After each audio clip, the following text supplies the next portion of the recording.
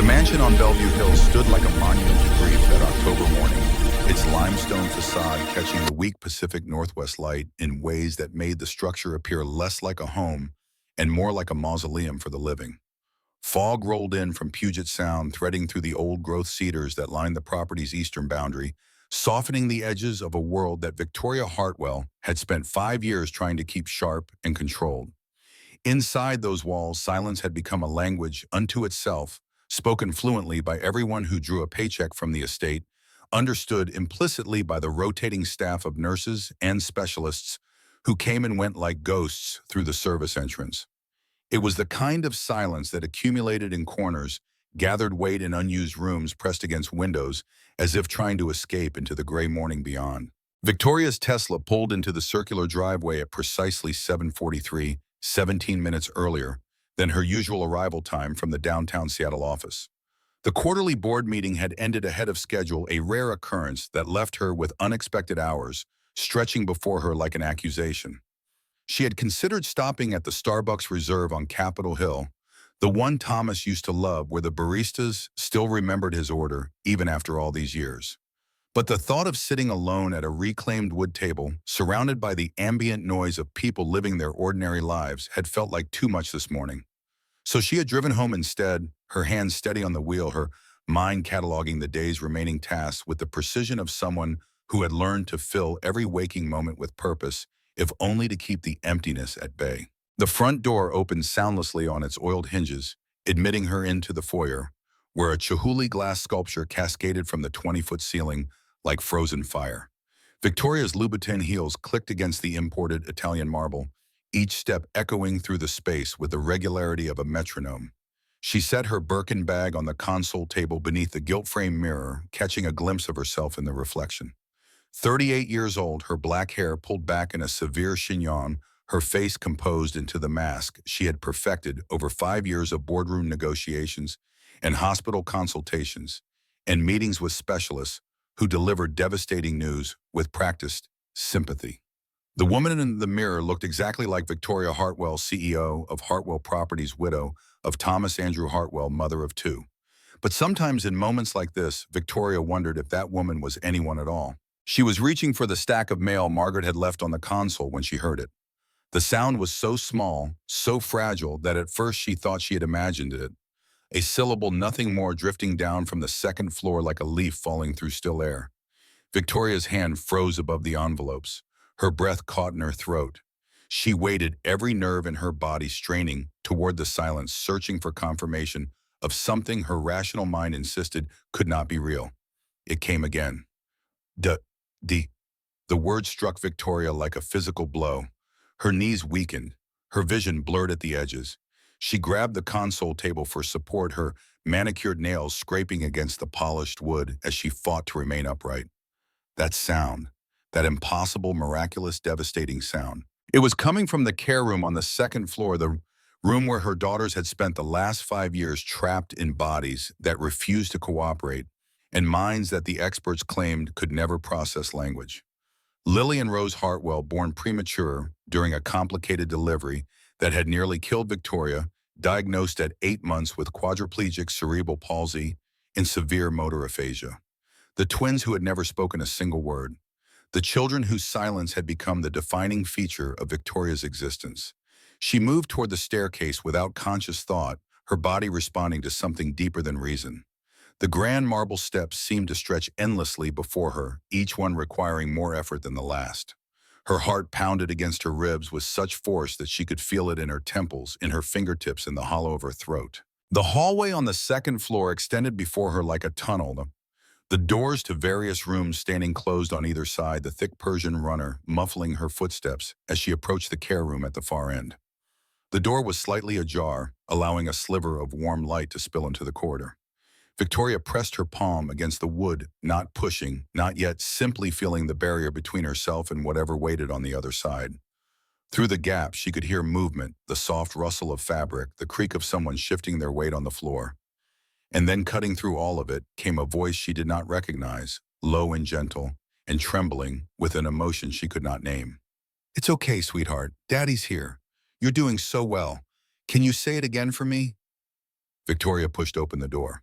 The scene that greeted her would remain burned into her memory for the rest of her life. A photograph seared into her consciousness with such clarity that she would be able to recall every detail decades later. The morning light streamed through the sheer curtains, casting the room in a soft golden glow that seemed almost sacred.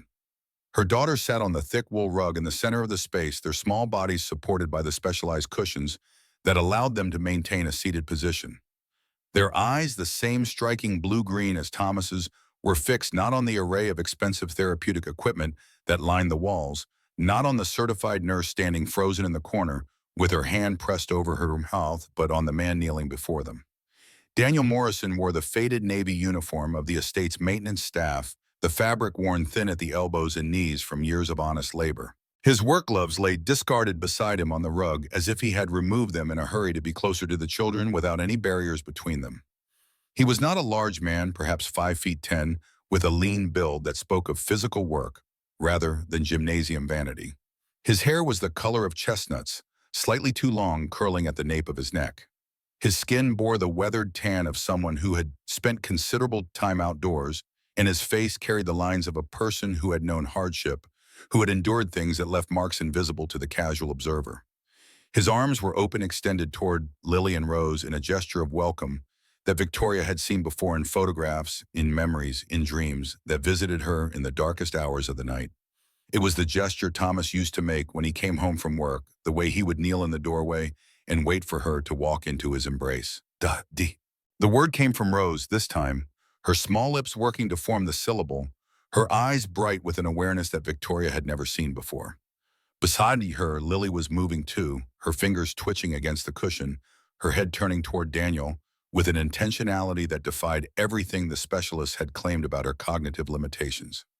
Victoria's Birkin bag slipped from her shoulder and hit the marble floor outside the doorway with a soft thud. The sound drew no attention from the tableau before her. Daniel remained focused on the children, his entire being concentrated on the two small girls who were impossibly reaching for him. Margaret Chen, the lead nurse who had worked at the estate for 3 years, stood in the corner with tears streaming down her face, too stunned to move or speak. "That's right, sweetheart," Daniel was saying, his voice barely above a whisper, as if he feared that speaking too loudly might shatter the fragile miracle unfolding before him. "You can do it. I know you can." Lily's mouth opened, her throat worked, and then for the first time in her 5 years of existence, she spoke. "D." Victoria's legs gave out.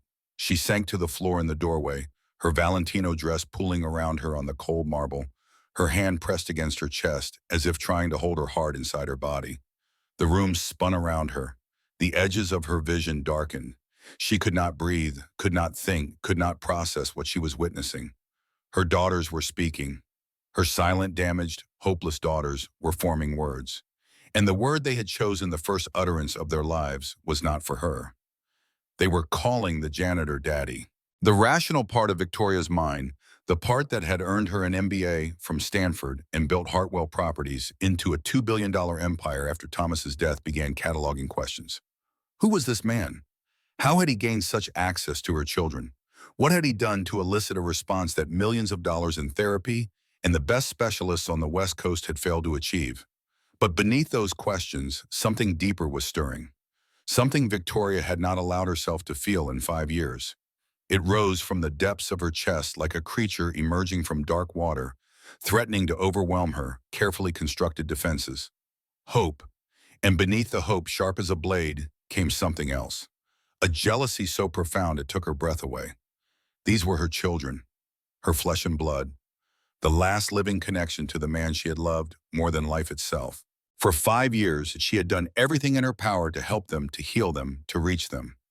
She had spent fortunes, sacrificed her own needs, structured her entire existence around their care. And in all that time, they had never looked at her the way they were looking at this stranger. They had never reached for her. They had never spoken. But for him, they found their voice. Victoria pulled herself back from the doorway before anyone noticed her presence. She rose on unsteady legs, smoothed her dress with trembling hands, and retreated down the hallway toward the master suite. Her reflection in the gilt-framed mirror at the end of the corridor showed a woman she barely recognized, someone with wild eyes and a face drained of all color. She pressed her palm against the cool glass, steadying herself, forcing her breathing to slow. The master suite doors closed behind her with a sound like finality. Victoria moved through the sitting room without seeing it, past the Steinway grand piano that Thomas used to play, past the wall of windows overlooking the gardens that no children had ever played in, past the photographs that documented a life that had ended 5 years ago on a mountainside in Colorado. She entered the private study that adjoined the bedroom, the space that had once been Thomas's sanctuary and now served as her refuge from a world that demanded too much of her. She sank into the leather chair behind the mahogany desk, the same chair Thomas had sat in when he conducted business from home during her pregnancy, when he would pause his conference calls to press his ear against her swollen belly and whisper promises to the daughters growing inside her. The leather still carried a ghost of his scent, sandalwood and cedar, and something uniquely him, a presence that lingered no matter how many years passed. Victoria opened the bottom drawer of the desk, the one she rarely touched, and withdrew a manila folder thick with documents she had memorized long ago. The death certificate, the accident report, the insurance claim, the letter from Thomas's attorney regarding the trust funds established for Lily and Rose. She did not need to read any of it, but she spread the papers across the desk anyway, as if the physical evidence of her loss might ground her in reality. Thomas Andrew Hartwell, born September 15, 1983 in Hartford, Connecticut, died February 3, 2019 near Aspen, Colorado. Cause of death, blunt force trauma resulting from aircraft collision with mountainside during whiteout conditions. He had been 35 years old. The girls had been 3 months old. Victoria had been standing in the nursery trying to get Rose to latch for a feeding when the phone rang. She remembered the way the afternoon light had slanted through the blinds, the way Rose's tiny fist had curled around her finger, the way her life had cleaved in two at the sound of the stranger's voice on the other end of the line. The funeral had been held at the historic Trinity Church in downtown Seattle, the same church where they had been married 4 years earlier. Victoria had worn black Chanel, her face hidden behind a veil, her hands steady as she accepted condolences from hundreds of mourners who had come to pay their respects to the golden boy of Seattle society, the heir who had transformed his family's real estate holdings into a diversified empire, the philanthropist who had funded children's hospitals and scholarships for first-generation college students, the husband who had loved his wife with a devotion that made other couples envious. Gloria and Richard Hartwell had sat in the front pew, Thomas's mother rigid with grief in her vintage saint. John Suit, Thomas's older brother, maintaining the stoic composure that had served him well in 40 years of practicing law. They had not embraced Victoria. They had barely acknowledged her presence. The Hartwells had never fully accepted their son's choice of bride, the daughter of a Taiwanese engineer and an American school teacher, a woman who had earned her place at Stanford through scholarships rather than legacy admissions. Thomas had defied them to marry her, and that defiance had created a rift that his death had done nothing to heal. 2 weeks after the funeral, when Victoria was still unable to sleep more than 2 hours at a stretch, when her milk had dried up from stress, and she was learning to mix formula with hands that shook constantly, the specialists had delivered their verdict. Lily and Rose showed signs of significant neurological damage, likely resulting from the complicated delivery that had required an emergency cesarean when Victoria's blood pressure spiked dangerously high. The prognosis was severe: quadriplegic cerebral palsy affecting all 4 limbs, motor aphasia preventing speech development, cognitive impairment of unknown extent. The doctors had used phrases like quality of life and comfort care in managing expectations. They had suggested that Victoria prepare herself for the possibility that her daughters would never walk, never talk, never live independently. Victoria had listened to every word. She had asked clarifying questions in a voice that did not waver. She had thanked the specialists for their thoroughness and scheduled follow-up appointments. And then she had gone home to the mansion on Bellevue Hills and systematically dismantled every trace of the life she had planned with Thomas. The nursery they had decorated together with its hand-painted murals of hot air balloons and its custom-made cribs imported from Italy became a medical care room equipped with hospital-grade monitors and specialized furniture. The music that Thomas had played constantly, the clichés and folk and classical pieces that had filled every corner of their home, fell silent. The laughter that had characterized their relationship, the inside jokes and spontaneous dancing in the kitchen, and whispered conversations in bed, became memories too painful to revisit.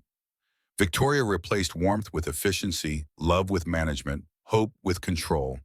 If she could not save her daughters, she would at least ensure they received the best care money could buy. She hired round-the-clock nursing staff, all of them thoroughly vetted, impeccably credentialed. She consulted with neurologists from Johns Hopkins occupational therapists, from the Cleveland Clinic, speech pathologists who had published groundbreaking research. She flew specialists to Seattle paid for experimental treatments, invested in cutting-edge equipment that insurance would never cover. She did everything that a mother with unlimited resources could do. Everything except be present. Looking back now, sitting in the leather chair that still smelled faintly of Thomas, Victoria could see the pattern clearly.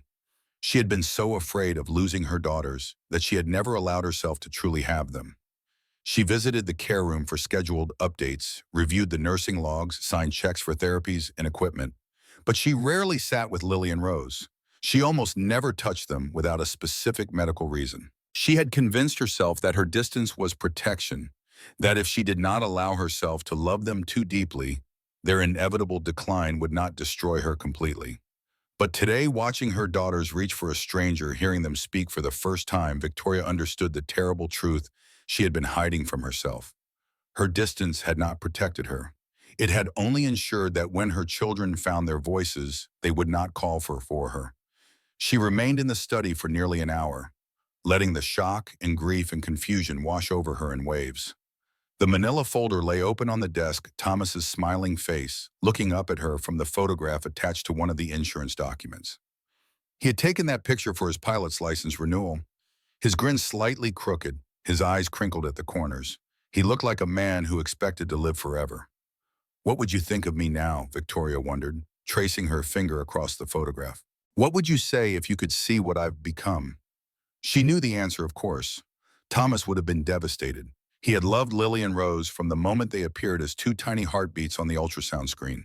He had sung to them in the womb, read them stories before they were born, purchased dozens of books about parenting and child development that he studied with the same intensity he brought to business acquisitions.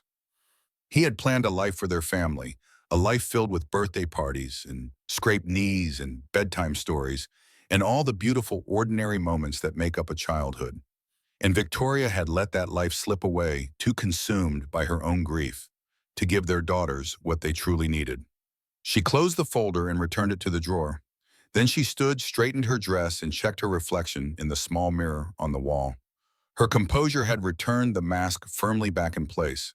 Whatever she was feeling, whatever revelations she had experienced in the past hour, she could not allow them to interfere with her responsibilities.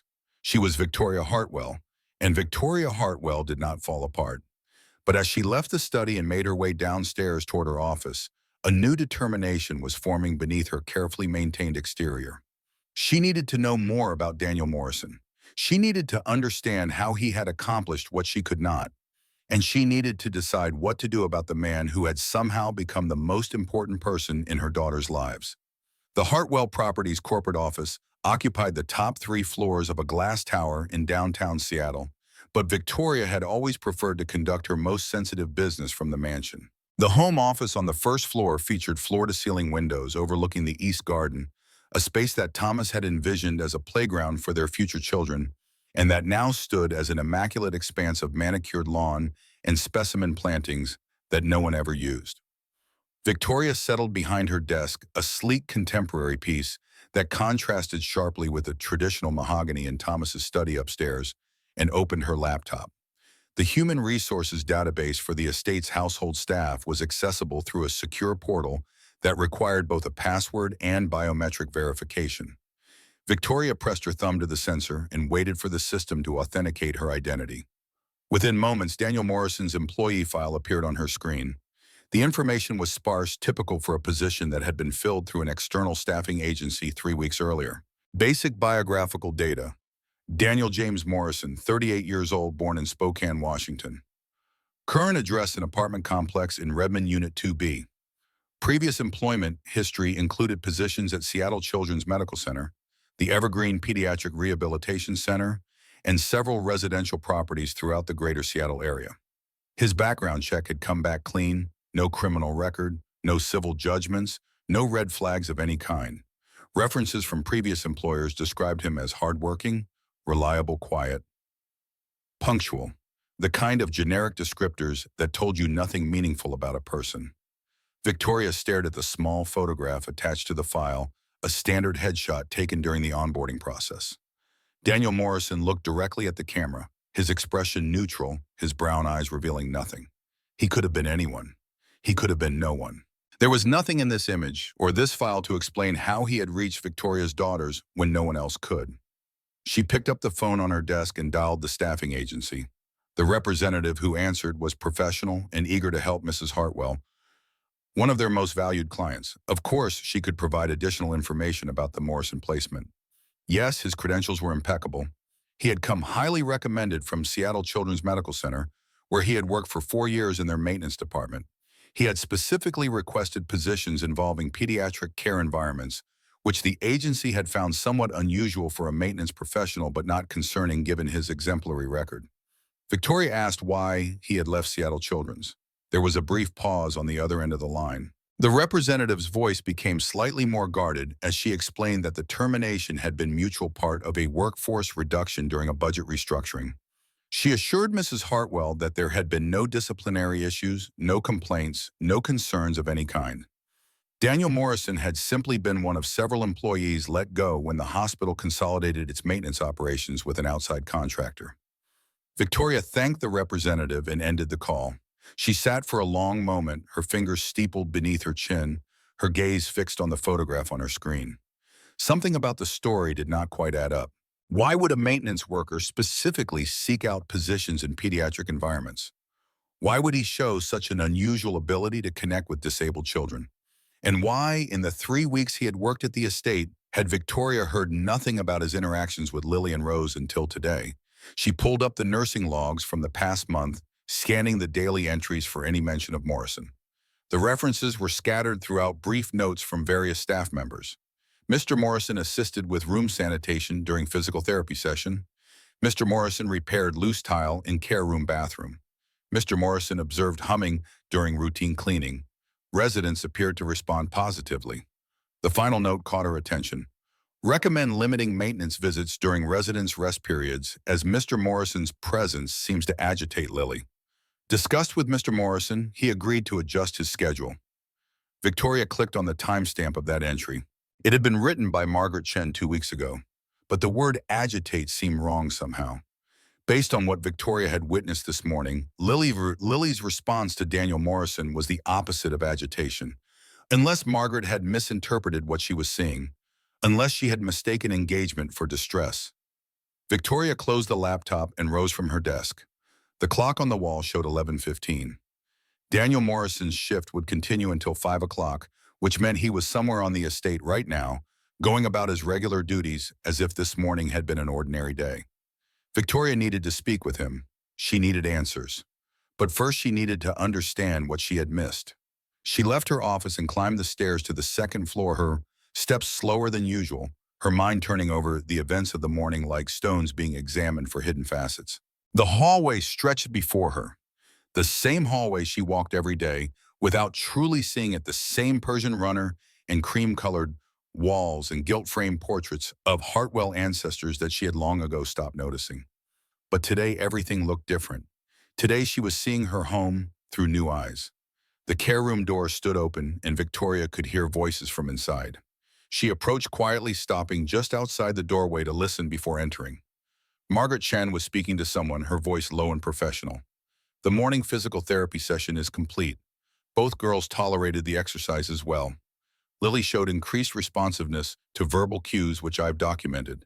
Rose demonstrated some new vocalizations during the session, nothing definitive, but I've added it to the progress notes. The response came from a voice Victoria did not immediately recognize. Another nurse, perhaps someone from the afternoon shift. Dr. Yamamoto will want to review the recordings. Has anyone contacted Mrs. Hartwell about the developments? Not yet. She was in her office when I checked earlier. I thought it might be better to wait until we have more concrete data. Victoria stepped into the doorway. Both women turned to face her, their expressions shifting from surprise to professional composure. Mrs. Hartwell, Margaret moved toward her, hands clasped at her waist. I was planning to brief you this afternoon. We've had some unexpected developments.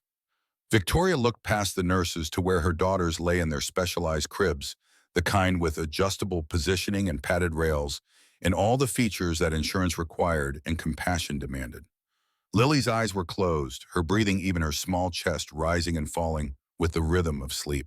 Rose was awake, her gaze tracking something across the ceiling, her fingers twitching against the blanket with a pattern that might have been random or might have been intentional.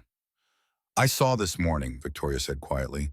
"I came home early. I heard." Margaret's expression softened with understanding. "It was remarkable, Mrs. Hartwell. I've been in pediatric nursing for 15 years, and I've never witnessed anything quite like it.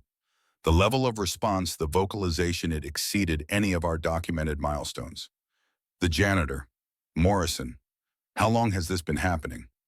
The two nurses exchanged a glance. Margaret spoke carefully.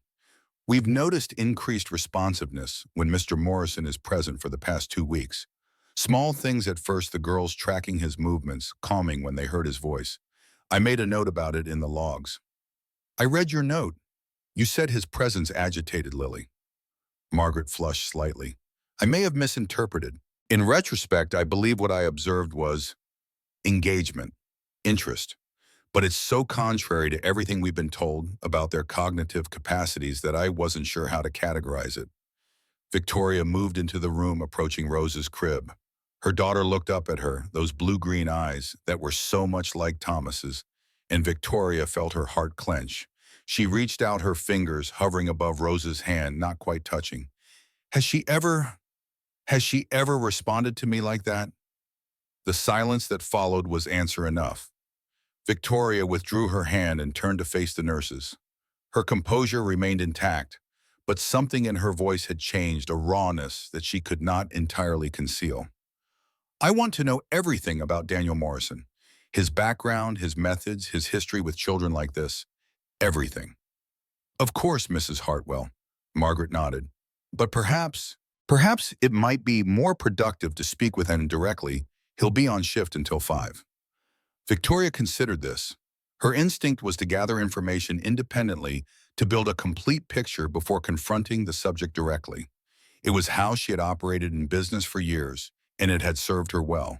But this was not a corporate acquisition or a contract negotiation. This was her children's lives. Where is he now?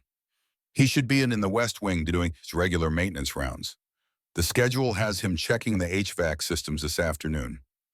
Victoria left the care room without another word. She moved through the mansion with purpose, her heels clicking against marble and wood and tile as she traversed the sprawling layout that Thomas had insisted upon when they purchased the property 7 years ago.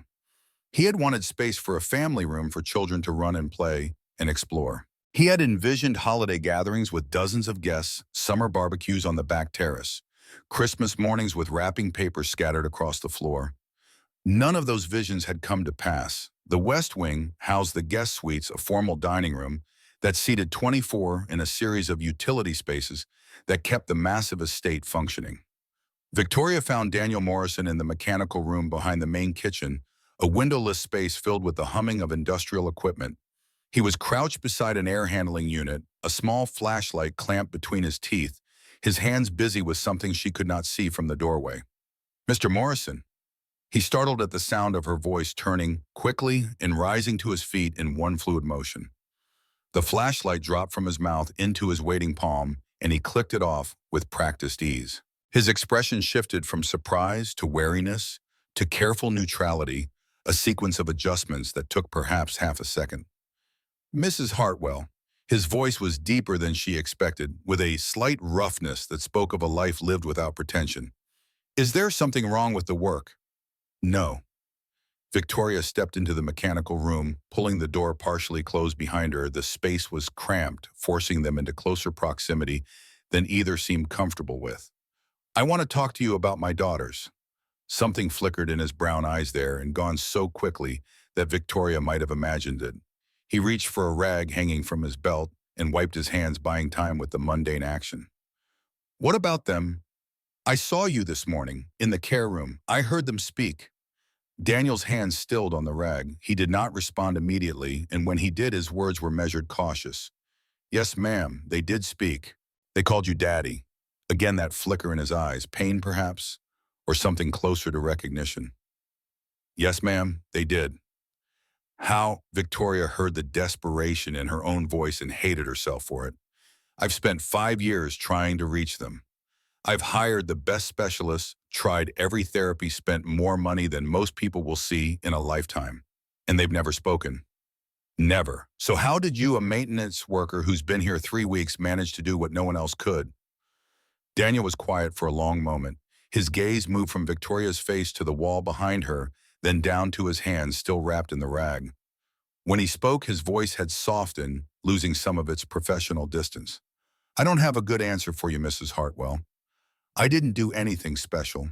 I just talked to them, sang to them sometimes, let them know I was there. That's it. You talked to them. Yes, ma'am. Victoria felt frustration rising in her chest. This was not what she wanted to hear. She wanted a method, a technique, something she could study and replicate and control. Mr. Morrison, my daughters have been seen by some of the finest neurological specialists in the country. They've undergone extensive speech therapy, occupational therapy, physical therapy. They've been exposed to music therapy, art therapy, every evidence-based intervention that exists. None of it produced results. So you'll have to forgive me if I find it difficult to believe that simply talking to them accomplished what all of that could not. Daniel's jaw tightened almost imperceptibly. He met her gaze directly for the first time since she had entered the room. With respect, Mrs. Hartwell, maybe all those therapies were missing something. And what would that be? Someone who wasn't giving up on them. The words hit Victoria like a slap. She took a step back, her shoulder blades pressing against the cool metal of an equipment panel. Daniel seemed to realize he had overstepped his expression, shifting towards something like regret. I didn't mean no. Victoria held up a hand, stopping him. Don't apologize. You meant exactly what you said. They stood in silence, the mechanical hum of the HVAC equipment filling the space between them. Victoria studied Daniel's face, searching for evidence of the arrogance or judgment she expected to find there. But his expression held neither. He looked tired, she realized. Tired and worried and somehow hopeful all at once. Why do you care? She asked finally. You're a janitor. You clean floors and fix pipes and check ventilation systems. My daughters are not your responsibility. So why do you care so much about two children you barely know? Daniel was quiet for so long that Victoria thought he might not answer. When he did, his voice was rough with an emotion she could not identify. Because I know what it's like to have a child that the world has given up on. Because I know how it feels to watch your daughter struggle with things other kids do without thinking. Because, he stopped, swallowed hard, and continued. Because Lily and Rose deserve someone who believes in them. Everyone deserves that. Victoria's breath caught. She had not expected this, had not anticipated the raw vulnerability in his words. There was a story here, she realized. A history that explained more than his personnel file ever could. You have a child. It was not a question. Daniel nodded slowly. She has special needs. Another nod, this one accompanied by a visible tightening of his features. Her name is Emma. She's 5 years old. Same as your girls. What's her diagnosis? Daniel hesitated, clearly uncomfortable discussing something so personal with an employer he barely knew. But Victoria held his gaze, and after a moment he answered. Quadriplegic cerebral palsy, same as Lily and Rose. And she doesn't speak either. Or, she didn't used to. What do you mean, didn't used to? A ghost of a smile crossed Daniel's face, transforming his weathered features into something almost handsome. Last year on her 4th birthday, Emma said her first word. It took us 3 years of trying, 3 years of everyone telling me she never would. But she did. She said, Daddy, just like your girl said this morning. Victoria felt the floor shift beneath her feet. The coincidence was too precise, too meaningful to be random. This man, this janitor, with his worn uniform and calloused hands, had faced the same challenges she had. He had heard the same grim prognoses, endured the same crushing disappointments. But unlike her, he had not retreated into distance and control. He had stayed close. He had kept trying, and his daughter had spoken. How? Victoria asked, the word emerging as barely more than a whisper. How did you do it? Daniel shrugged, a humble gesture that held no pretension. I loved her. That's all I know how to do. I sang to her every night, same songs over and over. I told her stories even when I wasn't sure she could hear me. I held her when she cried, even when I didn't know what she was crying about. I just, I showed up. Every day. I showed her that I wasn't going anywhere no matter what. Victoria turned away, unable to meet his eyes.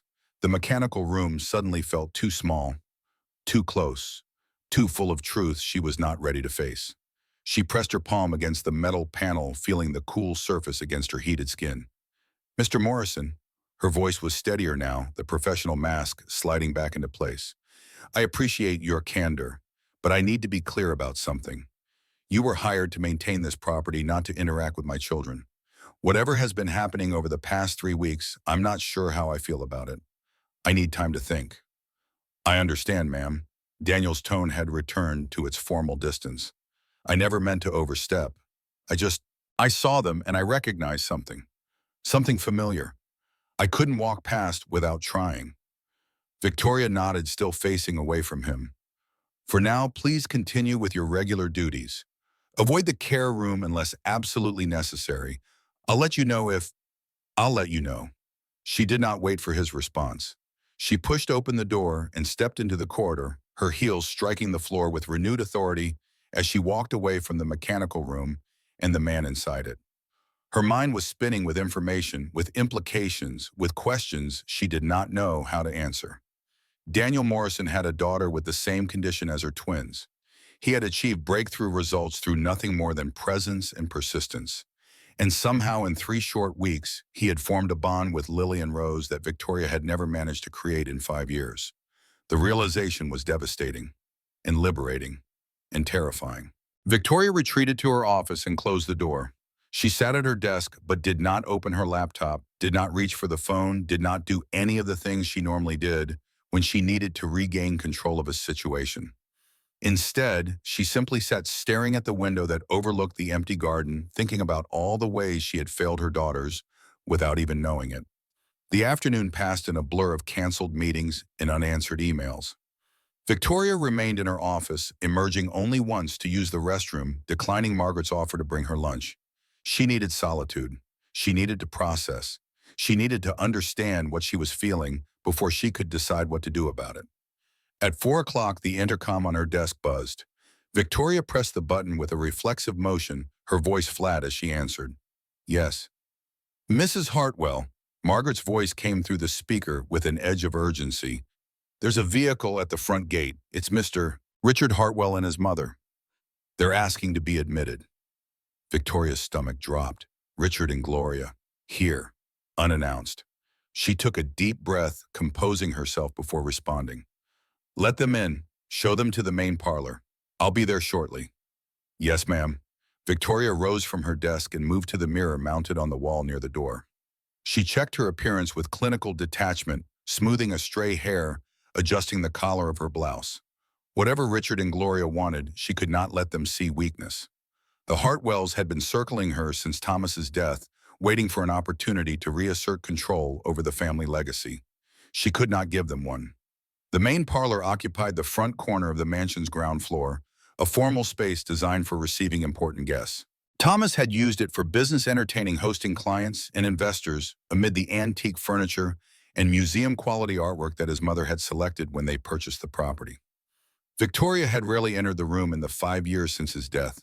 It felt too much like Gloria's domain, decorated according to Gloria's taste, reflecting Gloria's vision of how a Hartwell home should appear. Richard stood by the fireplace when Victoria entered, his back to the door, his attention seemingly focused on the oil painting that hung above the mantel. He was a tall man, his silver hair combed back from a high forehead, his charcoal suit impeccably tailored. At 52, he bore a strong resemblance to his younger brother, the same angular features and sharp jawline, but without any of Thomas's warmth. Where Thomas had radiated charm and openness, Richard projected calculation and reserve. Gloria sat on the settee nearest the window, her posture rigid, her hands folded in her lap. She wore a cream-colored St. John's suit, her silver hair styled in the same elegant wave she had maintained for as long as Victoria had known her. At 74, Gloria Hartwell remained a formidable presence, a woman who had spent her entire adult life navigating the upper echelons of East Coast society and who had never forgiven her younger son for marrying beneath his station. Neither of them rose when Victoria entered. Victoria crossed to the chair opposite Gloria and sat down, crossing her legs at the ankle in the manner that Gloria herself had once told her was proper. She kept her expression neutral, her voice pleasant, but cool as she spoke. Richard, Gloria, what an unexpected surprise. Richard turned from the fireplace, his gray eyes sweeping over her with an assessing gaze that made Victoria feel like a balance sheet being audited. He moved to stand beside his mother, one hand resting on the back of the settee. Victoria. His voice carried the practiced smoothness of a career litigator. We apologize for arriving without notice. Mother and I were in the area, and we felt it was time we had a conversation. A conversation about what? Gloria spoke before Richard could respond, her tone carrying decades of practiced condescension. About the children, of course. About their future. About their welfare.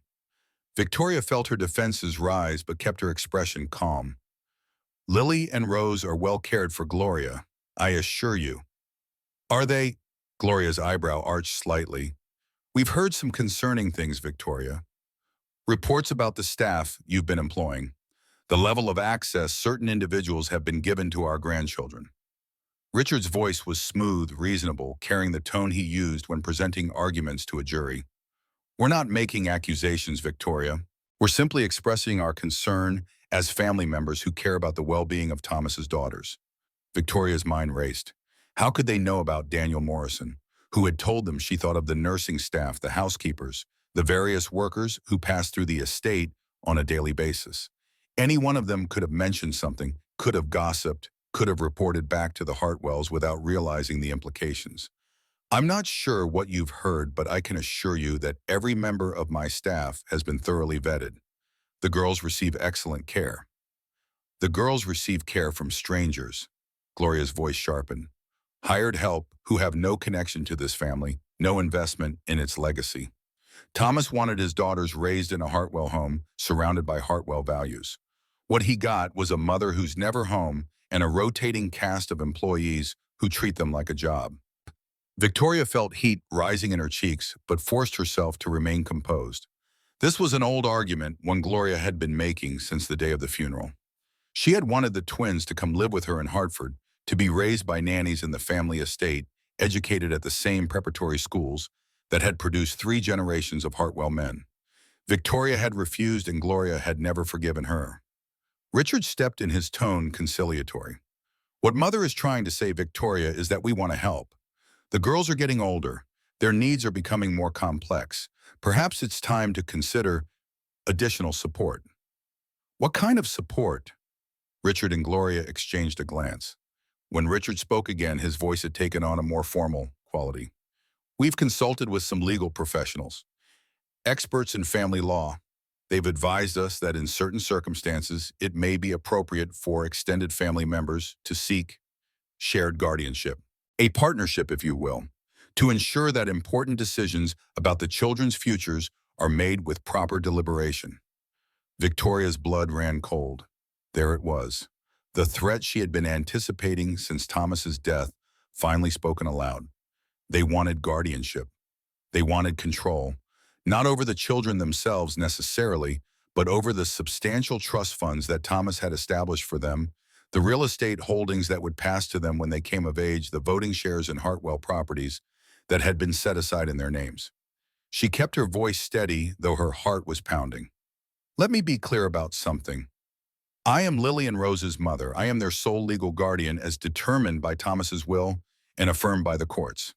Any attempt to challenge that status would be ill-advised. Gloria's eyes narrowed. We're not challenging anything, dear. We're simply pointing out that a court might look unfavorably on a mother who spends more time in boardrooms than in her children's lives. A mother who allows unknown men to have unsupervised access to vulnerable, disabled children. What are you implying? Richard raised a placating hand. We're not implying anything. We're simply noting that appearances matter. And from certain angles, the appearance of your household might raise questions.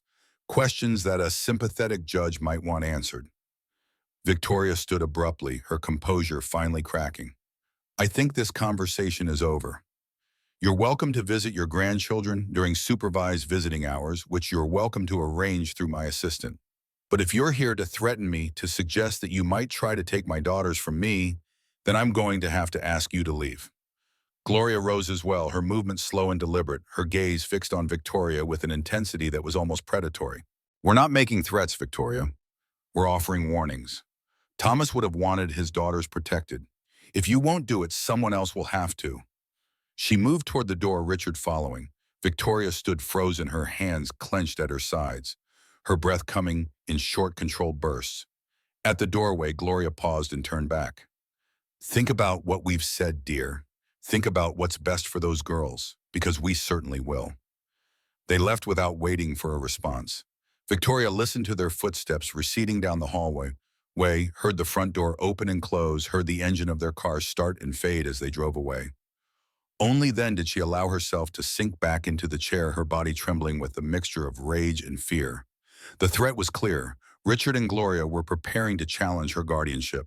They would use whatever ammunition they could find, including her reliance on hired staff, including her long hours at the office, including potentially Daniel Morrison, and whatever relationship he had developed with her children. They would paint her as an absent mother, a neglectful parent, a woman who had failed in her most basic responsibilities. And the worst part was, some of it was true. Victoria sat in the empty parlor as the afternoon light faded to evening, thinking about the choices she had made and the consequences that were now circling like vultures.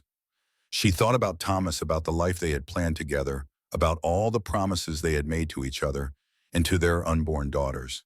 She thought about Daniel Morrison kneeling on the care room floor, his arms open in welcome, her children reaching for him with a longing they had never shown for her. And she thought about what she was willing to do to protect what remained of her family. The next morning arrived wrapped in the same gray light that characterized autumn in the Pacific Northwest, a colorless illumination that seemed to leach the warmth from everything it touched. Victoria had slept poorly, her dreams haunted by fragments of memory and fear that left her feeling more exhausted than when she had gone to bed. She dressed in dark slacks and a cashmere sweater, forgoing her usual professional attire, and made her way downstairs before the morning shift had fully assembled. The care room was quiet when she pushed open the door, the soft glow of the nightlights casting gentle shadows across the walls. Margaret had not yet arrived for her shift, and the night nurse, a young woman named Sarah, whose face Victoria could barely remember, was just completing her handoff notes at the small desk in the corner. Victoria dismissed her with a nod and moved to the center of the room where her daughters lay in their specialized cribs. Lily was asleep, her breathing deep and regular, her small face peaceful in a way that made Victoria's chest ache. Rose was awake, her eyes tracking some invisible pattern across the ceiling, her fingers making the tiny movements that the therapist called self-stimulation. Victoria lowered herself onto the stool beside Rose's crib, a piece of furniture she had rarely used in 5 years. Her hand trembled as she reached through the rails, her fingers hovering above her daughter's hand. "Rose?" Her voice came out rough, uncertain. It's Mommy." Rose's eyes did not move from the ceiling. Her fingers continued their rhythmic motion against the blanket. Victoria swallowed hard and tried again. "I'm here, sweetheart. Can you look at Mommy?" Nothing. The same absence of response that Victoria had experienced hundreds of times before, the same silence that the specialist had told her to expect. Rose showed no awareness of her mother's presence, no indication that the voice speaking to her was any different from the ambient sounds of the room. Victoria felt tears prick at her eyes and blinked them back fiercely. She had no right to cry. She had created this distance herself, had cultivated it over 5 years of carefully maintained separation. She could not expect to bridge it in a single morning. But the memory of yesterday lingered, the image of her daughters reaching for Daniel Morrison, speaking his name, responding to him in ways they had never responded to anyone else. The jealousy that rose in Victoria's chest was so intense it almost choked her. She stayed beside Rose's crib for nearly an hour, talking softly about nothing in particular, her voice growing hoarse from the unaccustomed effort. She told her daughter about the garden outside, about the birds that visited the feeders Thomas had installed years ago, about the clouds she could see through the window. She sang fragments of songs she half remembered from her own childhood, her voice thin and uncertain. She touched Rose's hand gently, tentatively, waiting for any sign of acknowledgement. None came. When Margaret arrived at 7, Victoria was still sitting there, her face pale, her eyes red-rimmed. The nurse paused in the doorway, her expression shifting through surprise to concern. Victoria stood smoothing her sweater, composing herself. I want Mr. Morrison to continue his interactions with the girls. Margaret blinked, clearly not expecting this. I thought you wanted him to stay away. I've changed my mind. Victoria's voice was flat professional. Whatever he's doing, it's working. I want to understand it. I want to observe. Of course, Mrs. Hartwell. I'll let him know. Victoria nodded and left the room without looking back. She could not watch anymore, could not bear the contrast between her daughter's response to Daniel and their utter indifference to her. But she was not giving up. For the first time in longer than she could remember, Victoria Hartwell was not retreating into distance and control. She was going to fight. The days that followed established a pattern that Victoria had never anticipated. She rearranged her schedule, delegating more responsibilities to her executive team, cutting back on the 18-hour workdays that had characterized her life since Thomas's death. She began spending time in the care room, sitting quietly in the corner, while Daniel worked with the girls, observing the methods that the specialists had never thought to try on. There was no method she discovered, no technique, no protocol, no evidence-based intervention. There was only Daniel sitting on the floor with his legs crossed, talking to Lily and Rose, as if they could understand every word. He told them stories about animals in the forest, about princesses who rode dragons, about little girls who grew up to do impossible things. He sang songs that Victoria did not recognize, simple melodies with repetitive lyrics that seemed to catch the girls' attention in ways that complex musical therapy had not. And slowly, incrementally, miraculously, the girls responded. Lily began tracking Daniel's movements across the room, her eyes following him as he tidied up or adjusted the window blinds. Rose started making sounds when he sang tiny vocalizations that mimicked the rhythm of his voice. Both children became calmer in his presence, their bodies relaxing from the persistent tension that had characterized them since birth. Victoria watched it all from her corner of the room, fighting a constant battle between gratitude and envy. She was grateful that her daughters were improving, that the bleak prognosis of the specialists might not be as final as she had feared.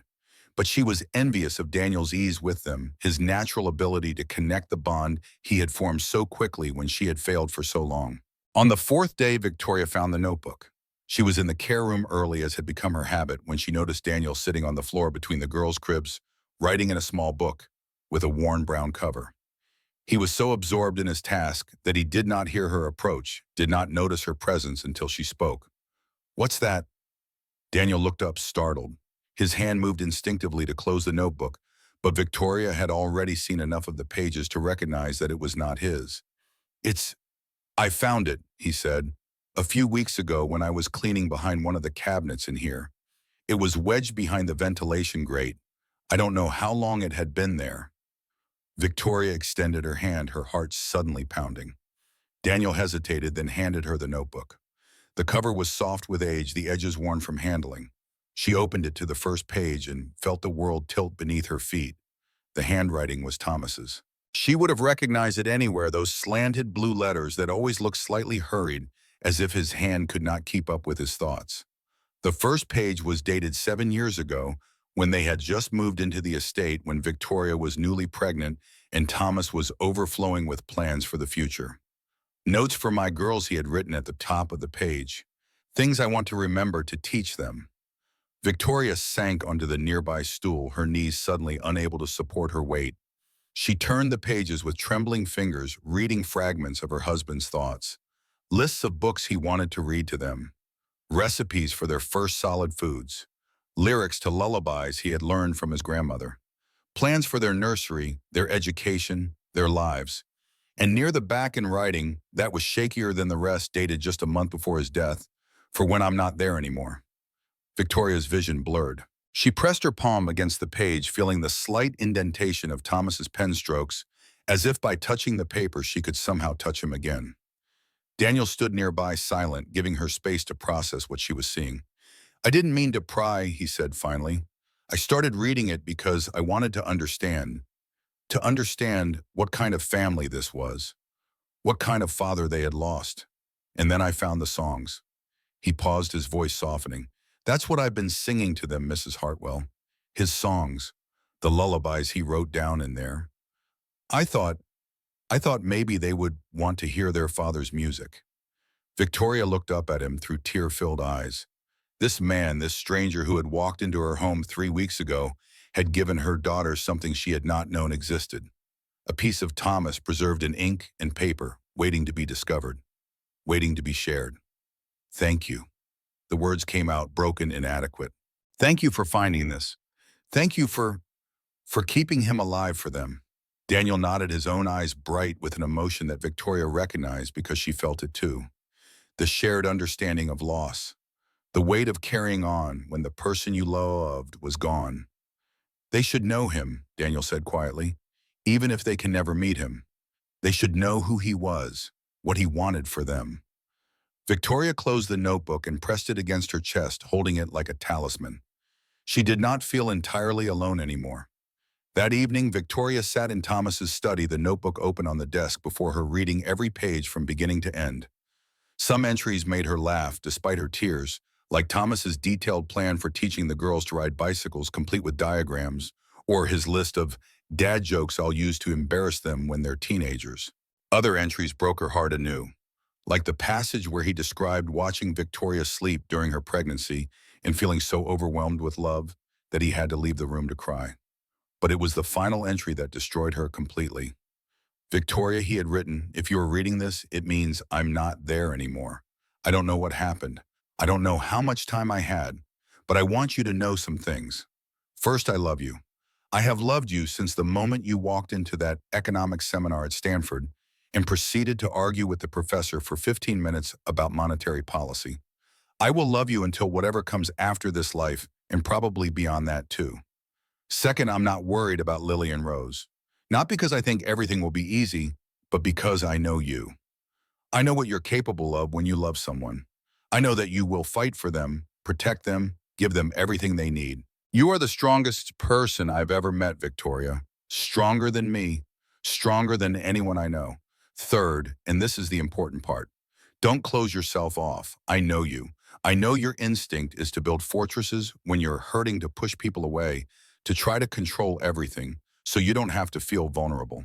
Don't do that. Don't let my death turn you into someone you're not. Our girls need you. They need your warmth, your humor, your love, not your management, not your efficiency, you. And finally, let people in. Let people help. You don't have to do this alone. Thomas didn't make you promise to be a martyr. He made you promise to be happy, or at least to try my.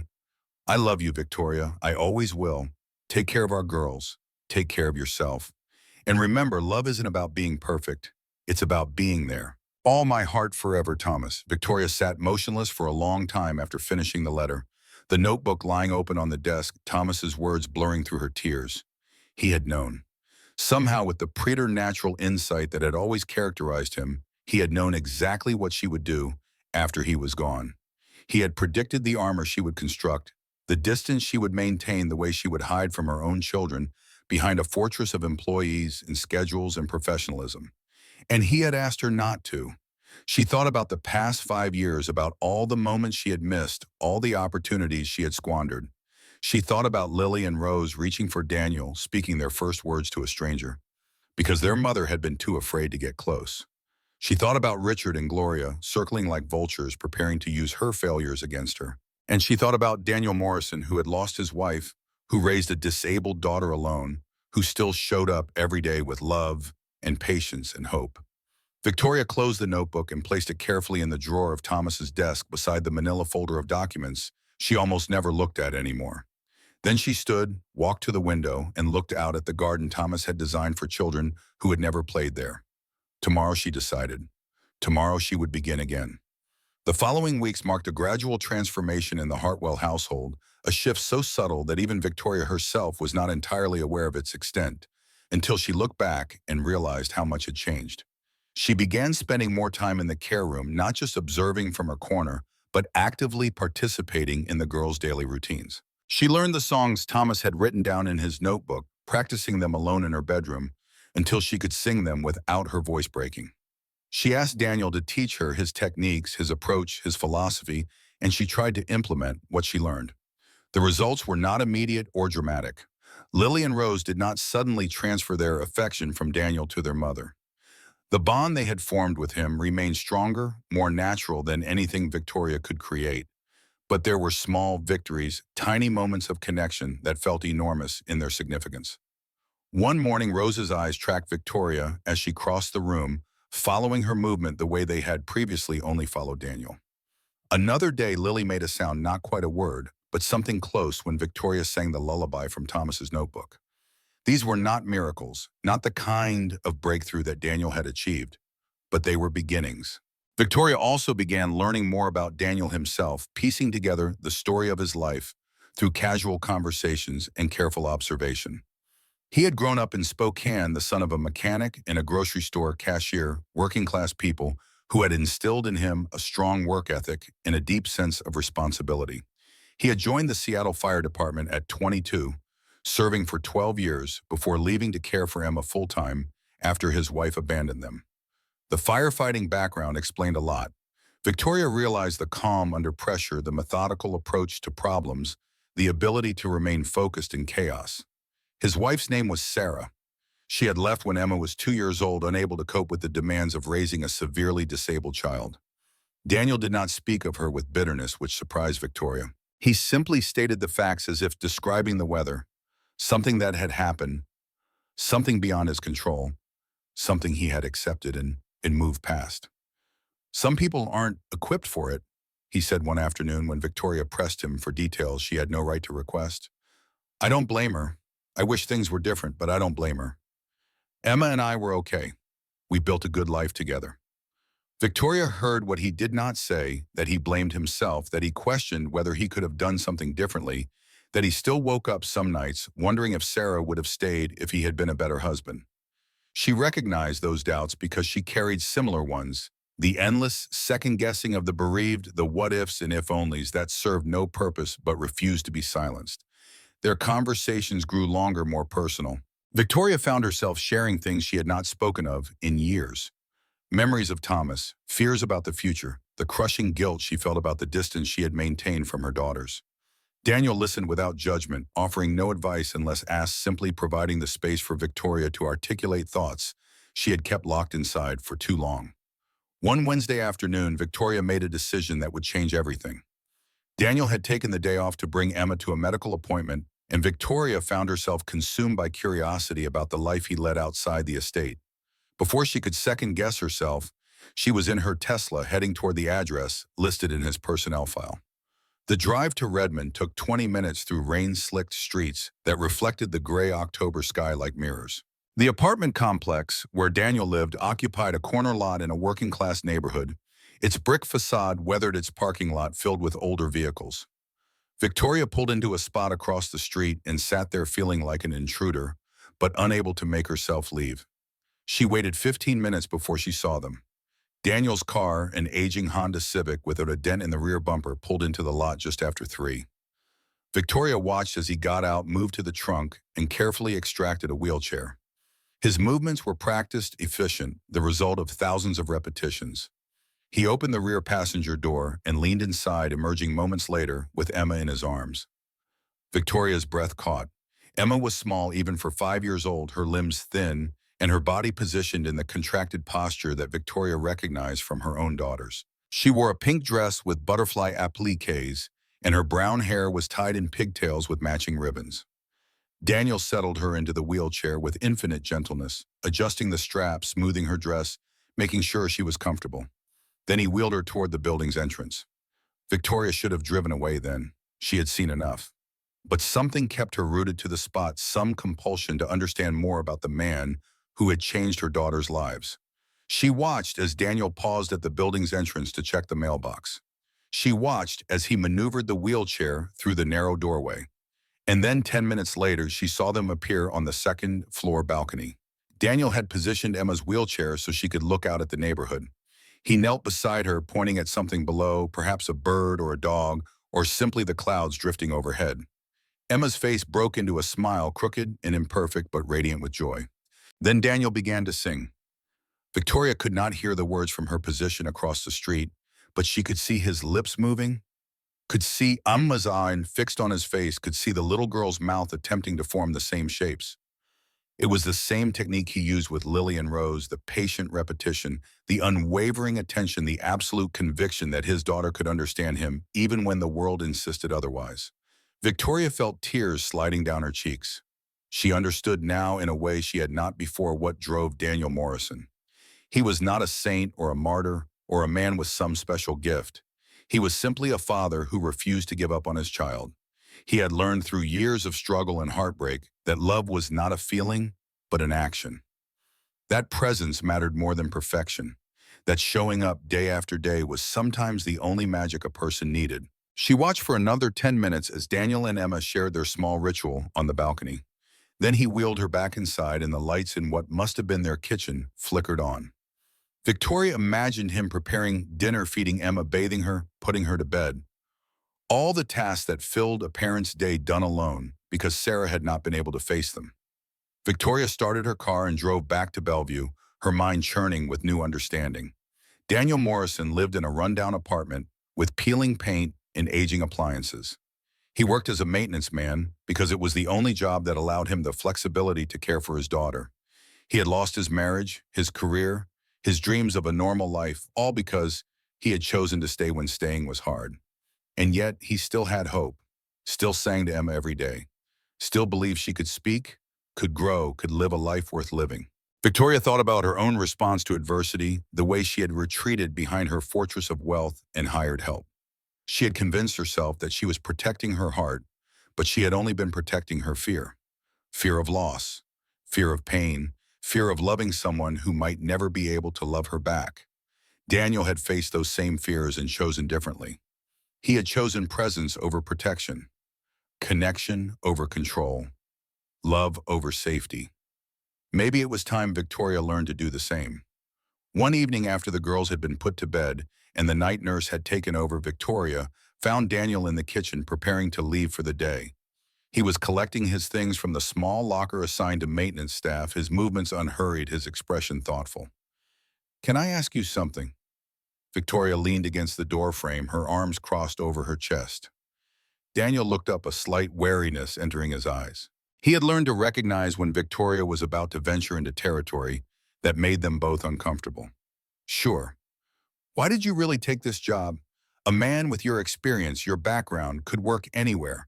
The hospital, the rehabilitation center, those made sense. But a private estate, cleaning and maintenance for a family you'd never met." Daniel was quiet for a moment, weighing his response. When he spoke, his voice was careful, each word chosen with precision. "I was looking for somewhere that Emma could come with me eventually. Somewhere stable long-term, where I wouldn't be looking for the next job in 6 months. The agency mentioned that this estate had children with special needs, that the family was wealthy enough to provide real resources. I thought," he paused, a hint of embarrassment coloring his features. "I thought maybe if things worked out, I could bring Emma here sometimes. Let her be around other kids like her. Let her have friends." If Victoria felt something shift in her chest, a loosening of a knot she had not known was there. Daniel had not come to the Hartwell estate for the paycheck or the prestige of working for one of Seattle's wealthiest families. He had come because he was a father seeking the best possible life for his daughter, willing to take whatever work was available if it meant creating opportunities for Emma. "You should bring her," Victoria heard herself say. "Emma, you should bring her to meet Lily and Rose." Daniel's expression shifted from surprise to something warmer, something hopeful. "You mean that?" "I do."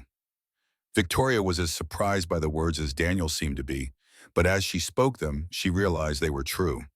The girls don't have friends. They've never played with another child. And Emma, from what you've told me, neither has she. Maybe, she trailed off, not quite sure how to articulate what she was thinking. "Maybe they could be good for each other," Daniel finished. "Yes, exactly." They stood in silence for a moment, the weight of the conversation settling between them. Then Daniel nodded, a small smile playing at the corners of his mouth. "I'd like that, Mrs. Hartwell. Thank you." "Victoria." The name slipped out before she could stop it. "When we're not in front of the staff, please call me Victoria." Daniel's smile widened slightly. "All right, Victoria." After he left, Victoria remained in the kitchen for a long time thinking about what she had just done.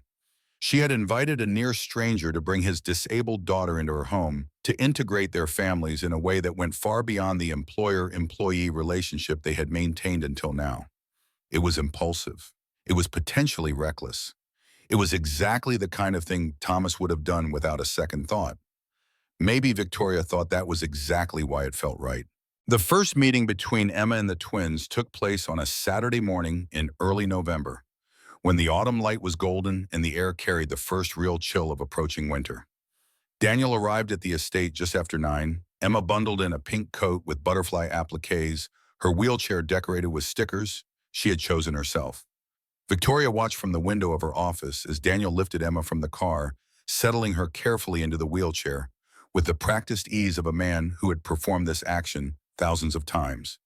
Emma's face was bright with anticipation, her eyes wide as she took in the massive structure of the Hartwell mansion. She made a sound, not quite a word, but clearly expressive, pointing toward the house with one trembling hand. "I know, sweetheart," Daniel said, his voice carrying through the open window. "It's big, isn't it? Wait until you see inside." Victoria met them at the front door, dressed casually in jeans, in a soft sweater, more relaxed than Daniel had ever seen her. She knelt beside Emma's wheelchair, bringing herself to the child's eye level. "Hello, Emma. I'm Victoria. I've heard so much about you from your daddy." Emma looked at Victoria with an intensity that belied her young age, studying the stranger before her with careful consideration. Then she smiled a crooked, beautiful smile that transformed her entire face and reached out with one shaking hand to touch Victoria's cheek. Victoria felt tears spring to her eyes and blinked them back. This child, this small, damaged, beautiful child, had just offered her a gift of trust that Victoria was not sure she deserved. "Let's go to meet Lily and Rose," she said, her voice steady despite the emotion threatening to overwhelm her. "I think you're going to be great friends." The introduction went better than Victoria had dared hope. When Daniel wheeled Emma into the care room, Lily and Rose both turned toward the newcomer, their eyes wide with interest. Emma made her happy sound, the vocalization that Daniel had explained was her way of expressing excitement, and reached toward the other children with obvious eagerness. For the next 2 hours, the three girls existed in a shared space of connection that transcended their limitations. They could not play in the conventional sense, could not run or jump or throw balls or engage in the activities that characterize typical childhood. But they were together. They were seen. They were in some profound way understood. Daniel sang the songs from Thomas's notebook, his voice filling the room with music that seemed to bind the children together. Victoria sat nearby, watching, sometimes joining in when she knew the words. Margaret and the day nurse observed from a respectful distance, their expressions reflecting the same wonder that Victoria felt. At one point, Emma made a sound that might have been an attempt at speech, a syllable that rose and fell with the rhythm of Daniel's song. Lily responded with a sound of her own, a tiny vocalization that seemed to encourage Emma. Rose watched them both, her eyes moving back and forth between the other children, her lips parting, as if she wanted to join, but was not quite sure how. "They're communicating," Margaret whispered to Victoria, her voice thick with amazement. "Not in words, but they're communicating. I've never seen anything like it." Victoria could not respond. Her throat was too tight with emotion, her eyes too blurred with tears. She was witnessing something precious, something sacred, something that 5 years of expensive therapies and expert consultations had never produced. Her daughters were connecting with another child, forming bonds of friendship and understanding that had nothing to do with intelligence or ability or any of the metrics by which the world measured worth. This, Victoria realized, was what Thomas had wanted for them. Not just survival, not just care, but connection, community, love. Emma stayed until early afternoon, when the exhaustion of the exciting morning finally caught up with her, and she fell asleep in her wheelchair, her small hands still reaching toward Lily's crib. Daniel carefully transferred her to his car, securing the wheelchair in the trunk, his movements gentle and unhurried. "Thank you," he said to Victoria as he prepared to leave. This meant everything to her, to me." "She should come back," Victoria replied. "As often as you want. The girls need each other." Daniel nodded, that small smile returning to his face. "I think you're right." After they left, Victoria returned to the care room where Lily and Rose were being settled for their afternoon rest. She approached Rose's crib and leaned down, pressing a gentle kiss to her daughter's forehead. "You made a friend today, sweetheart," she whispered. "Daddy would have been so proud of you." Rose's eyes fluttered open at the sound of her mother's voice. For a moment, just a moment, she looked directly at Victoria with something that might have been recognition. Then her eyes closed again, and she drifted into sleep. It was enough. For now, it was enough. The fragile peace of the following days was shattered on a Wednesday afternoon when Victoria returned from a shortened board meeting to find an envelope waiting on her desk. The stationery was expensive cream-colored, bearing the raised letterhead of Hartwell and Associates Richards law firm. Victoria's hands trembled slightly as she opened it. The letter inside was brief and devastating. Richard and Gloria Hartwell were filing for partial guardianship of Lillian Rose Hartwell, citing concerns about the current guardian's fitness and judgment. A hearing had been scheduled for December 15th. Victoria was advised to seek legal representation. Victoria read the letter 3 times each reading, stoking her anger higher. She had expected this had been warned by Richard's veiled threats during their parlor conversation weeks ago, but seeing it in writing in formal legal language made it suddenly terrifyingly real. She reached for her phone and called her attorney Samantha Way, a Stanford Law School classmate who had handled Victoria's affairs since Thomas's death. The conversation was brief and intense. "They're claiming unfitness based on what evidence?" Samantha asked, her voice sharp with professional concern. "I don't know yet. The letter doesn't specify." Typical opening salvo. They're trying to scare you into settling before discovery reveals how weak their case actually is.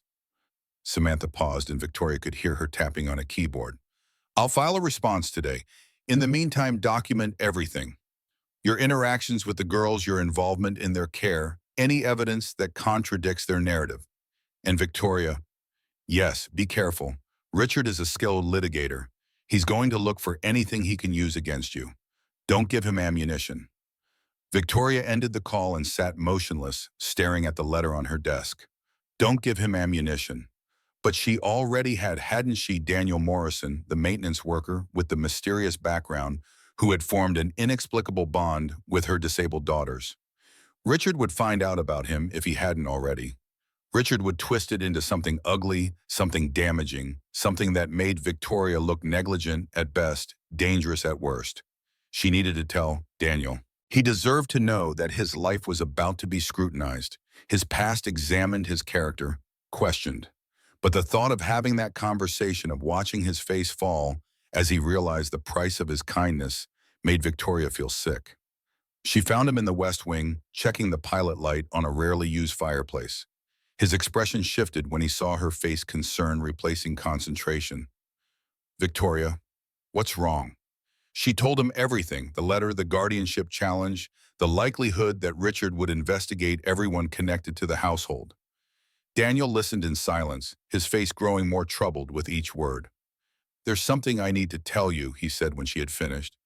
"Something I should have mentioned before, but—" He ran a hand through his hair, a gesture of frustration. "I didn't want you to look at me differently." Victoria felt a chill run down her spine. "What is it?" 3 years ago, when I was working at Seattle Children's, there was an incident. A complaint was filed against me." "What kind of complaint?" Daniel's jaw tightened. "Inappropriate conduct with a minor patient." The words hung in the air between them, terrible and damning. Victoria took a step back, her mind racing through possibilities, explanations, worst-case scenarios. "Before you say anything, let me explain." Daniel's voice was urgent, pleading. "There was a little girl in the pediatric ward, Sophie, 4 years old, severe cerebral palsy like Emma. Her parents almost never came to visit. She cried every night and the nurses had to sedate her just so the other patients could sleep. I started staying late, sitting with her, singing to her the same way I do with your girls. One night a supervisor found me in her room at 2 in the morning. I was holding her because she'd had a nightmare.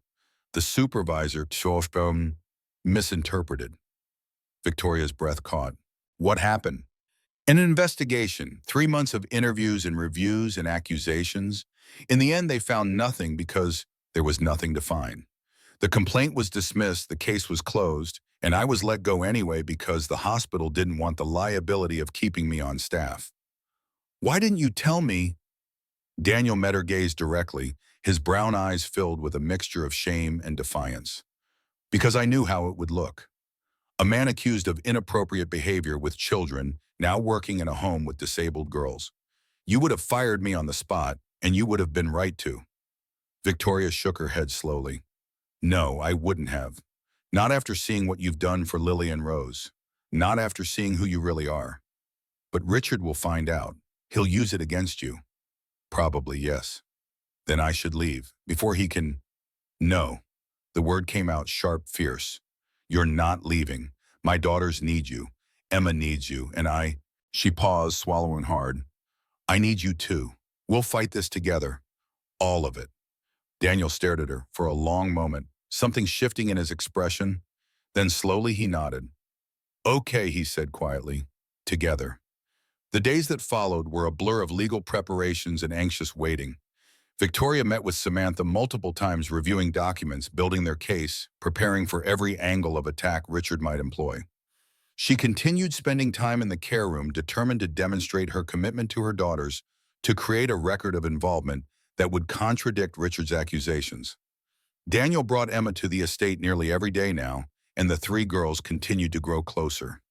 Lily and Rose responded to Emma's presence with increasing enthusiasm, making sounds and movements that approximated play in a way that none of them had experienced before. The progress was slow, measured in increments, invisible to anyone not paying close attention, but it was real. The night before the hearing, Victoria could not sleep. She paced the halls of the mansion, moving from room to room, as if searching for something she could not name. Eventually, she found herself in the care room, sitting between her daughters' cribs, watching them sleep in the glow of the nightlights. Lily's face was peaceful, her breathing deep and even. Rose had one hand pressed against the rail of her crib, fingers curled, as if reaching for something just beyond her grasp. They were so small, so fragile, so utterly dependent on the adults in their lives to protect them from a world that did not always make room for children like them. Tomorrow, strangers in a courtroom would decide whether Victoria was fit to continue raising her own children. Richard would present his evidence, his arguments, his carefully constructed narrative of neglect and incompetence. He would try to paint Victoria as an absent mother, too focused on her career to care for her daughters, too reliant on hired help to form genuine bonds. And some of it would be true. That was the worst part. Richard was not fabricating accusations from nothing. He was taking real failures, real mistakes, and spinning them into something damning. Victoria could not defend herself by claiming innocence, only by demonstrating growth. She reached out and took Lily's hand, feeling the tiny fingers curl instinctively around her own. The contact sent a wave of emotion through her, love and fear and determination all tangled together in her chest. I'm going to fight for you, she whispered. Both of you. I know I haven't been the mother you deserved, but I'm trying to be better. I promise I'm trying. Lily made a soft sound in her sleep, not quite a word, but something close. Victoria felt tears slide down her cheeks and did not bother to wipe them away. Your daddy wrote me a letter, she continued, her voice barely audible. He told me not to close myself off. He told me to let people in. I think I'm finally starting to understand what he meant. She stayed beside the cribs until dawn began to lighten the sky outside the windows. Then she rose, dried her tears, and went to prepare for the battle ahead. The King County Family Court occupied a modern building in downtown Seattle, all glass and steel, and institutional neutrality. Victoria arrived at 8:30, dressed in a conservative navy suit, her hair pulled back in a simple chignon. Samantha Way waited in the lobby, her expression professionally calm but her eyes sharp with readiness. How are you feeling? Samantha asked as they walked toward the elevator. Terrified, Victoria admitted, but ready. Good. Terrified keeps you alert. Ready gets you through. The courtroom was smaller than Victoria had expected, designed for family matters rather than criminal trials. Richard and Gloria sat on the opposite side of the aisle, their attorney between them. Richard looked confident, almost smug. Gloria's expression was harder to read, a careful blankness that revealed nothing. The hearing proceeded with the formal precision of legal ritual. Richard's attorney laid out the case for partial guardianship, citing Victoria's long work hours, her reliance on hired staff, her emotional distance from the children. He produced documents showing how many days Victoria had spent at the office versus how many she had spent at the estate. He introduced testimony from former employees who described the household as cold and sterile. Then he turned to Daniel. Mrs. Hartwell has recently allowed a maintenance worker named Daniel Morrison to have extensive unsupervised access to her disabled minor children, the attorney declared. Our investigation has uncovered that Mr. Morrison was previously the subject of an investigation at Seattle Children's Medical Center for inappropriate conduct with a minor patient. Victoria felt the room tilt around her. Beside her, Samantha placed a steadying hand on her arm. The investigation found no evidence of wrongdoing, the attorney continued smoothly, but its very existence raises serious questions about Mrs. Hartwell's judgment. What kind of mother allows a man with such a history to interact with her vulnerable children? What does this say about her fitness as a guardian? The judge, a woman in her 60s with silver hair and sharp eyes, made a note on her pad. We'll hear from Mrs. Hartwell's counsel on this matter. Samantha rose, her voice calm and measured. Your Honor, this incident Mr. Morrison was investigated for involved him providing comfort to a hospitalized child whose parents had essentially abandoned her. The investigation was closed with no findings of misconduct. Mr. Morrison's only crime was caring too much for a child in need. She went on to describe Daniel's background, his years with the Seattle Fire Department, his dedication to his disabled daughter Emma, his exceptional rapport with Lily and Rose. She presented the medical records showing the girls' improvement since Daniel had begun working at the estate. The first words they had ever spoken, the milestones that specialists had insisted were impossible. Mr. Morrison did not do anything inappropriate, Samantha concluded. He did something extraordinary. He reached children that the entire medical establishment had given up on. That's not evidence of unfitness. That's evidence of the kind of care Victoria Hartwell provides for her daughters, the willingness to look beyond credentials and pedigrees to find what actually works. The hearing continued for 3 more hours, a grueling exchange of accusations and rebuttals, evidence and counter-evidence. Victoria testified about her changing relationship with Lily and Rose, the time she now spent with them, the bond she was building. She spoke about Thomas's notebook, the letter he had left for her, the promise she was trying to keep. Finally, the judge called a recess to consider the arguments before rendering her decision. Victoria stood in the hallway outside the courtroom, her legs unsteady, her heart racing. Samantha had disappeared to make phone calls. Richard and Gloria had retreated to a conference room with their attorney. For a moment, Victoria was alone, suspended between victory and defeat. Then her phone buzzed with a text message. From Margaret. Rose just said a new word. I think she was trying to call Lily's name. You should come home. Victoria read the message 3 times. Then she looked up toward the window at the end of the hallway where the Seattle skyline stretched beneath a sky that was clearing after days of rain. Her daughter had spoken. Her silent, hopeless, miraculous daughter had found another word. Whatever happened in that courtroom, Victoria knew one thing with absolute certainty: she was going home to her children. And she was never going to stop fighting for them. The judge's decision came 45 minutes later. Victoria stood as the ruling was read, her hands clasped tightly in front of her, her heart hammering against her ribs. After careful consideration of all evidence presented, the judge declared, this court finds no grounds for transferring or sharing guardianship of the minor children, Lily and Rose Hartwell. The petitioners have failed to demonstrate that Victoria Hartwell is unfit as a parent or that the children's welfare requires intervention. The petition is denied. Victoria's knees nearly buckled with relief. Samantha gripped her arm, a rare smile breaking across her professional composure. Across the aisle, Richard's face had gone rigid with fury. Gloria sat motionless, her expression finally revealing something beneath the careful masked defeat. Mrs. Hartwell. The judge's voice drew Victoria's attention back to the bench. The court notes that this ruling is not a commentary on your past conduct, only on your present circumstances. Continue to demonstrate the commitment you've shown in recent months. Your daughters deserve nothing less. Yes, Your Honor. Thank you.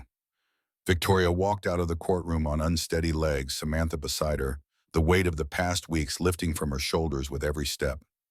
She had won. They had won. The Hartwells' attempt to take her children had failed. But as she pushed through the courthouse doors into the pale afternoon sunlight, Victoria knew that this victory was only the beginning. Richard would not give up so easily. Gloria's ambitions for control over the Hartwell legacy would not be deterred by a single legal setback. The war was not over. But today Victoria had won the first battle. She pulled out her phone and called Daniel. It's done, she said when he answered. We won. There was a pause, and when Daniel spoke, his voice was thick with emotion. Thank God. Victoria, I'm so relieved. Come to the house tonight. Bring Emma. We're going to celebrate. Are you sure after everything? I'm sure. Victoria felt a smile spreading across her face, the first genuine smile she had managed in days. We're family now, Daniel. All of us. And families celebrate together.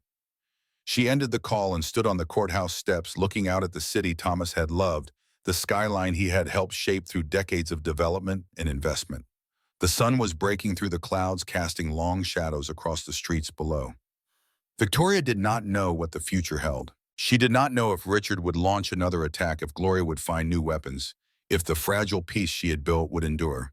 But she knew one thing with absolute certainty. She was going home to her daughters.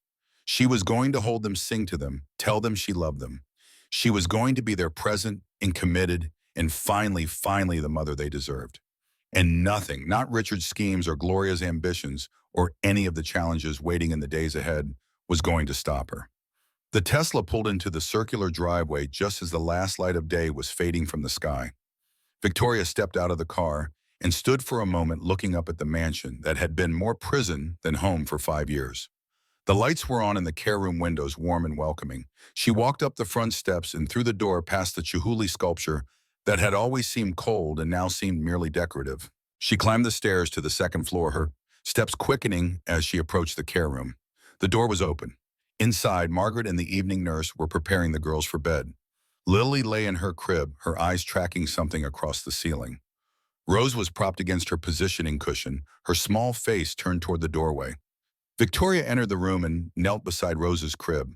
Her daughter looked at her, really looked at her with an attention that Victoria had rarely received before. "Hi, sweetheart," Victoria whispered. "Mommy's home." Rose made a sound small and uncertain. Her lips moved, forming shapes that might have been random or might have been intentional. And then so quietly that Victoria almost missed it, a word emerged. "Ma, Ma." Victoria's heart stopped, then started again, pounding with a joy so intense it bordered on pain. "Yes, baby. Yes, I'm Mama. I'm right here." She gathered Rose into her arms, pressing her face against her daughter's soft hair, tears streaming down her cheeks. Across the room, Lily made a sound too, a sympathetic vocalization that seemed to echo her sister's breakthrough. Victoria held her daughter and cried, not from grief this time, but from something she had almost forgotten how to feel. Hope. Pure, terrifying, wonderful hope. And for the first time since Thomas's death, Victoria Hartwell finally felt like she was home. The weeks following the court victory carried a fragile quality, like glass ornaments hung on branches too thin to bear their weight. Victoria moved through her days with a heightened awareness of everything she had nearly lost, every moment with Lily and Rose taking on significance that bordered on sacred. The November rains came and went, stripping the last leaves from the oaks surrounding the estate, leaving the trees bare and skeletal against skies that seemed perpetually gray.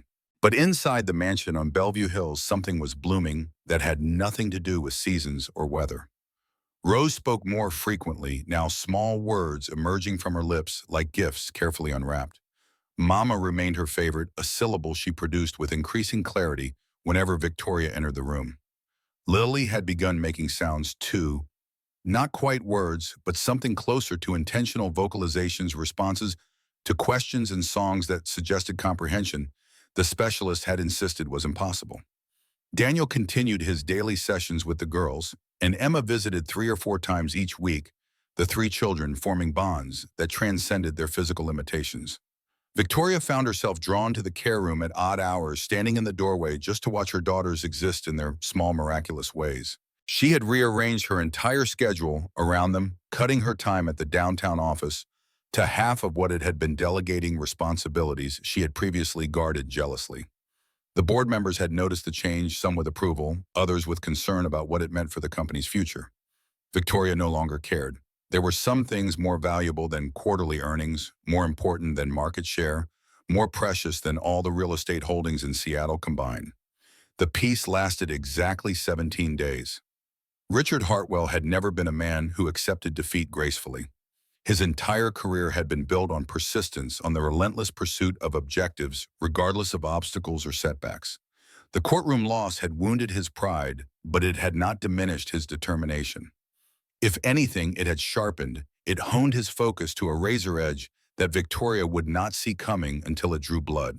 The call came on a Tuesday morning, just as Victoria was preparing for a video conference with investors in Hong Kong. Her assistant's voice carried a note of warning as she announced the caller, a tone that made Victoria's stomach tighten even before she heard Richard's name. Victoria, his voice oozed through the phone like oil spreading across water. I hope I'm not interrupting anything important. What do you want, Richard? Such hostility. And here I was calling to offer an olive branch. He paused, letting the silence stretch until it became uncomfortable.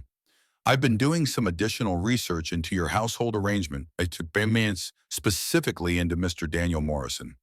Victoria's hand tightened on the phone. She had known this was coming, had prepared herself for exactly this moment. But the reality of it still sent ice through her veins. The court already addressed Daniel's background. Your own attorney raised it during the hearing. Ah, yes. The sanitized version. The investigation that found nothing because there was nothing to find. Richard's voice took on a mocking quality. But you see, Victoria, I've been speaking with people who were actually there. People who remember things differently than the official record suggests. What are you talking about? I'm talking about witnesses, Victoria, former colleagues of Mr. Morrison who have very interesting stories to tell. Stories about a man who became obsessed with vulnerable children, who inserted himself into their lives in ways that made people uncomfortable. Stories that might paint a very different picture than the one your attorney presented. Victoria felt the room tilt around her. Richard was lying, had to be lying, fabricating accusations to undermine her confidence. But the seed of doubt once planted was difficult to uproot. I don't believe you. You don't have to, but a jury might, or a judge when we file our appeal. The court's decision was based on incomplete information. When the full truth comes out, he let the threat hang in the air, unfinished but unmistakable. There is no full truth. Daniel did nothing wrong. Perhaps, or perhaps, you've been fooled by a very skilled predator. Either way, I thought you should know what's coming. Consider it a courtesy between family members. The line went dead. Victoria sat motionless at her desk, the phone still pressed to her ear, her mind racing through implications and possibilities. Richard was bluffing. He had to be. The investigation at Seattle Children's had been thorough, had examined every aspect of Daniel's conduct, had cleared him completely. There was nothing more to find because there was nothing there. But what if she was wrong? The question haunted her for the rest of the day, following her through meetings and phone calls and all the routine business of running a company. She could not shake the image Richard had planted in her mind, the suggestion of Daniel as something other than what he appeared to be. It was manipulation, she knew, a calculated attempt to destabilize her, to make her doubt the one person who had brought her daughters back to life. And yet the doubt persisted, a splinter working its way deeper with every passing hour. That evening, Victoria went to the care room earlier than usual. Daniel was there, as she had known he would be, sitting on the floor between the girls' cribs, reading from a picture book about animals in the forest. His voice rose and fell with the rhythm of the story, soft and steady, while Lily and Rose watched him with the rapt attention they showed no one else. Victoria stood in the doorway watching, trying to see what Richard wanted her to see. A predator, a manipulator, a man who had inserted himself into vulnerable children's lives for sinister purposes. But all she could see was Daniel, worn and tired and utterly devoted, giving himself to her daughters with a generosity that asked nothing in return. Victoria. He had noticed her presence, was looking up with that slight wariness that had not entirely faded even after all these weeks. Is everything okay? She stepped into the room, closing the door behind her. The girl's eyes tracked her movement, Rose making her happy sound when she recognized her mother. Victoria crossed to Rose's crib and touched her daughter's cheek, feeling the soft warmth of living skin beneath her fingertips. Richard called me today. Daniel's expression shifted, concern replacing the gentle openness of moments before. He set the picture book aside and rose to his feet, his body language suddenly tense. What did he say? He claims to have witnesses, people from Seattle Children's who remember things differently than the official investigation found. Victoria kept her voice steady, but her eyes searched Daniel's face for any sign of deception, any hint that Richard's accusations might hold truth. He's threatening to use whatever they say in an appeal. Daniel was quiet for a long moment, his gaze dropping to the floor. When he spoke, his voice carried a weariness that seemed to add years to his features. There was a nurse, Patricia Holbrook. She worked on the pediatric ward when I was there, and she never liked me, never trusted me. She was the one who made the original complaint, and even after the investigation cleared me, she kept telling anyone who would listen that I was dangerous. Why would she do that? Because some people can't accept that a man might care about children without wanting something from them. Because she saw me spending time with Sophie, holding her when she cried, and she assumed the worst. Daniel's jaw tightened. Patricia was convinced I was a threat. Nothing anyone said could change her mind. If Richard found her, if he's paying her to say whatever he wants her to say, would she lie under oath? I don't know, but she doesn't have to lie. She just has to tell the truth as she saw it filtered through her suspicions. It won't matter that she was wrong. It will sound damning enough. Victoria sank onto the stool beside Rose's crib, her legs suddenly unsteady. The fragile peace she had built was crumbling around her, torn apart by a man who would rather destroy than accept defeat. She thought about what lay ahead, the legal battles, the character assassination, the endless scrutiny that would consume her life and Daniel's life and ultimately affect the girls most of all. Maybe you should go. The words emerged before Victoria could stop them, dragged from some deep well of fear she had not known she possessed. Before Richard can use you against us. Before things get worse. Daniel's face went blank, then crumpled with something that looked like grief. He turned away, his shoulders hunching, as if absorbing a physical blow. Is that what you want? No, Victoria's voice cracked. God, no, but I don't know how to protect you from what's coming. I don't know how to protect any of us. You don't have to protect me. Daniel turned back to face her, his eyes bright with an emotion she could not name. I knew the risks when I took this job. I knew my past would follow me, would complicate things. But I stayed because your daughters needed someone who wouldn't give up on them. Because Emma needed friends who understood what her life was like. Because he stopped, swallowed hard, and continued in a lower voice. Because you needed someone too, Victoria. Even if you didn't know it. The words hung in the air between them, heavy with meaning neither of them was quite ready to acknowledge. Victoria thought about all the armor she had constructed since Thomas's death, the shield she had erected to keep grief at bay, the distance she had maintained from everyone who might have helped carry her burden. Daniel had walked through those defenses without seeming to notice them, had simply shown up day after day with patience and kindness, until the fortifications she had constructed seemed pointless. What do we do now? Daniel moved closer, not touching her, but near enough that she could feel the warmth radiating from his body. We fight. We document everything, prepare for whatever Richard throws at us. We show the world what's actually happening in this house, the progress the girls are making, the family we're building. His voice softened, and we stopped being afraid. Fear is how people like Richard win. They make you doubt yourself until you can't see straight anymore. Don't let him do that to you. Victoria looked at her daughters, both watching the adults with expressions that might have been curiosity or concern, or simply the unfocused attention of children who did not fully understand the drama unfolding around them. Rose's fingers moved against her blanket in that rhythmic pattern Victoria had learned to recognize as contentment. Lily's eyes tracked between her mother and Daniel, processing information in ways the specialists insisted her brain could not manage. Okay. Victoria stood, squaring her shoulders, feeling something shift inside her chest. We fight. Together. The days that followed were consumed by preparation. Victoria hired a private investigator to look into Patricia Holbrook, to document her history of unfounded complaints and the personal grudges she had carried against male colleagues throughout her career. Samantha Way assembled a team of character witnesses, former colleagues and neighbors, and anyone who could speak to Daniel's integrity. They reached out to the families of other children Daniel had helped over the years, building a record of kindness and dedication that would be difficult to dismiss. One afternoon, as Victoria was reviewing documents in her office, Margaret knocked on the door with news that a visitor had arrived. A man named Frank Delgado, she said, claiming to be an old colleague of Daniel's from the fire department.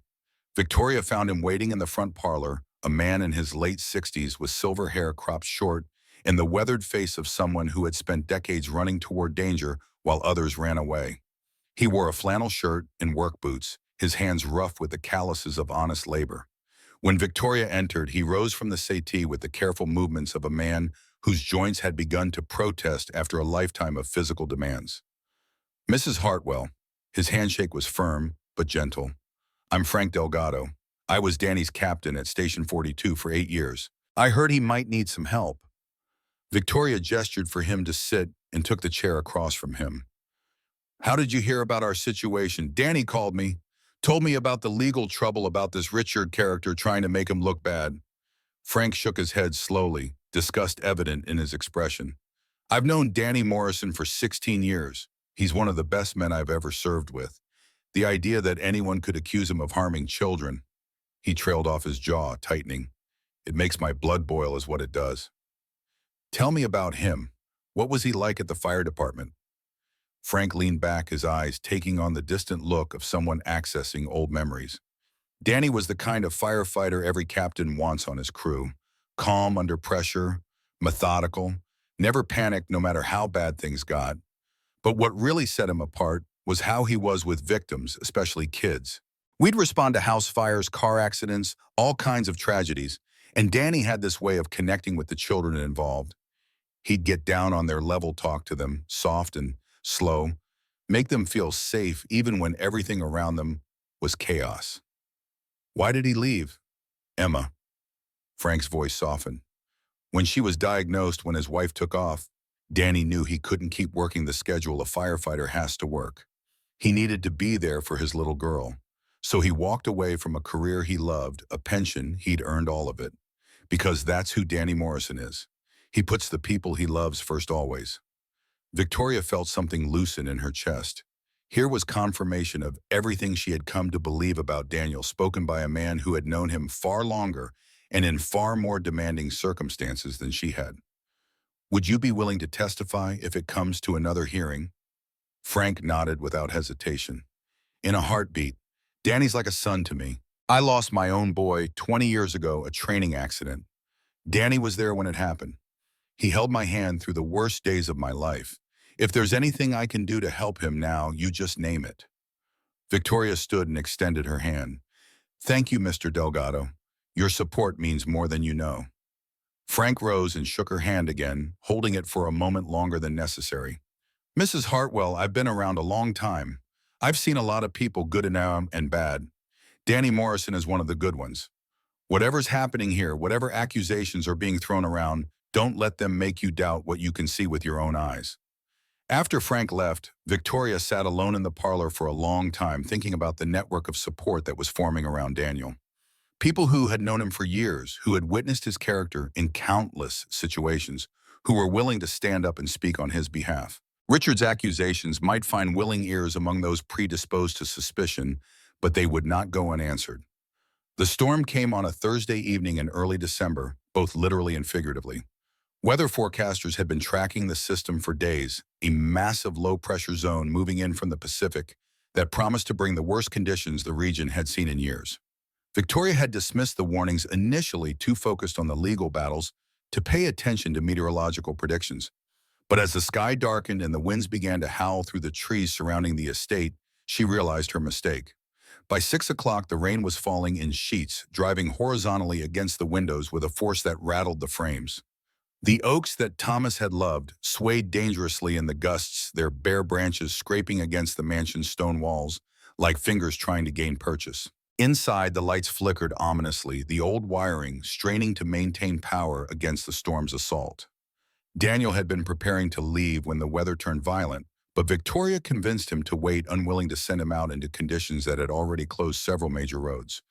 Emma was with them, having come for one of her regular visits, and the 3 children were together in the care room with Margaret and the evening nurse, seemingly oblivious to the chaos outside.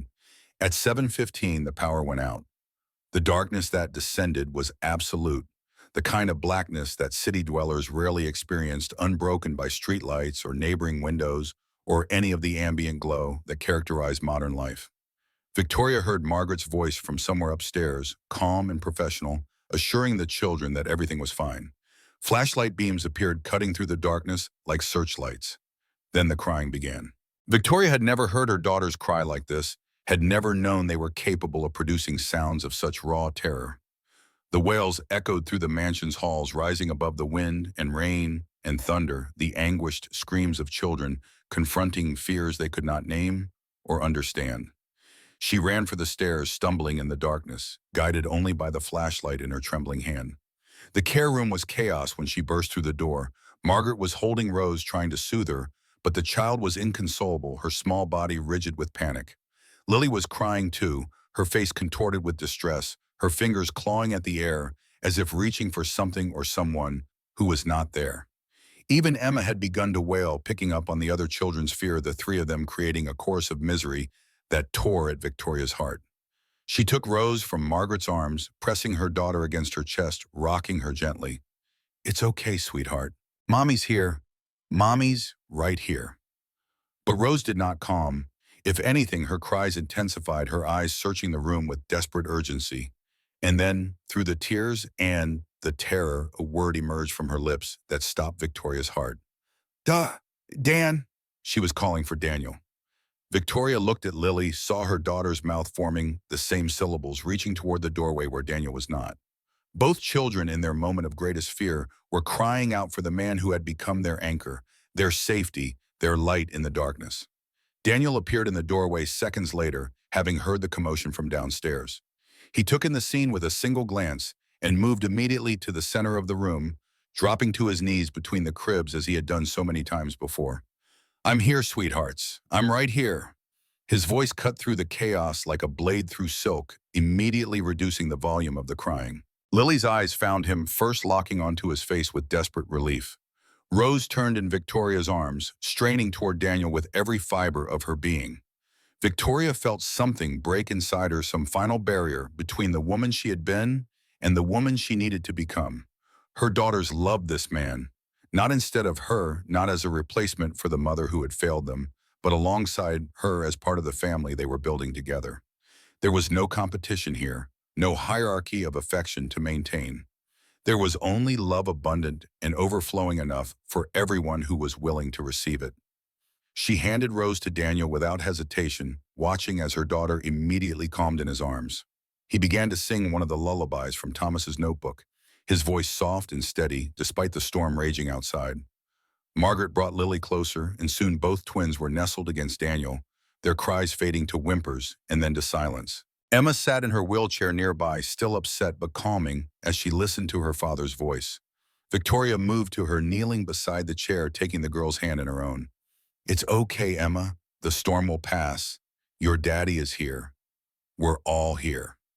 Emma looked at Victoria with those brown eyes that were so like Daniel's, and slowly, hesitantly, she squeezed Victoria's hand in return. The storm lasted until well past midnight, but inside the care room, a different kind of transformation was taking place. Victoria sat on the floor beside Daniel, watching her daughters sleep in his arms, listening to the wind and rain gradually diminish beyond the windows. The power remained out, leaving them illuminated only by flashlights and candles, but the darkness no longer felt threatening. It felt intimate, protective, like a cocoon wrapped around their small, unlikely family. "Thank you." Victoria's voice was barely audible, a whisper meant only for Daniel's ears. "For being here. For being who you are." Daniel looked at her, his face half shadowed in the candlelight. "This is where I belong. Where we all belong." Victoria nodded, feeling the truth of his words settle into her bones. She had spent 5 years building fortresses, maintaining distance, trying to control a world that refused to cooperate.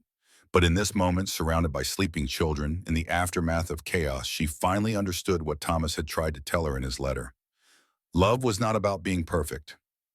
It was about being there. The next morning dawned clear and bright, the storm having blown itself out overnight, leaving behind a landscape scrubbed clean and sparkling in the winter sunlight. Victoria stood at her office window, watching the grounds crew assess the damage to the property, feeling like a different person than the woman who had watched the clouds gather yesterday. She had made a decision during the long hours of the night while the storm raged and her daughters slept, and the boundaries between past and future seemed to dissolve in the darkness. It was a decision that would change everything, that would terrify her if she thought about it too carefully. So she did not think. She simply acted. She found Daniel in the kitchen drinking coffee and reviewing the damage reports from the overnight staff. He looked up when she entered, his expression shifting to concern when he saw the determination on her face. Victoria, what is it? I want you and Emma to move in, here, to the estate. The words hung in the air, enormous and irrevocable. Daniel set down his coffee cup, his movements slow and careful, as if approaching a wild animal that might bolt at any sudden movement. Move in. The West Wing has a suite of rooms that have been empty since we bought the property. 3 bedrooms, a private living area, a small kitchen. You and Emma could live there rent-free with access to all the medical resources that we have here. Victoria heard her voice gaining strength as she spoke, the rightness of the decision becoming clearer with every word. The girls need each other, all 3 of them, and they need you and I. She faltered, then pressed on. I need you too, not as an employee, as family. Daniel was silent for a long moment, his eyes searching her face for something she could not identify. When he spoke, his voice was rough with emotion.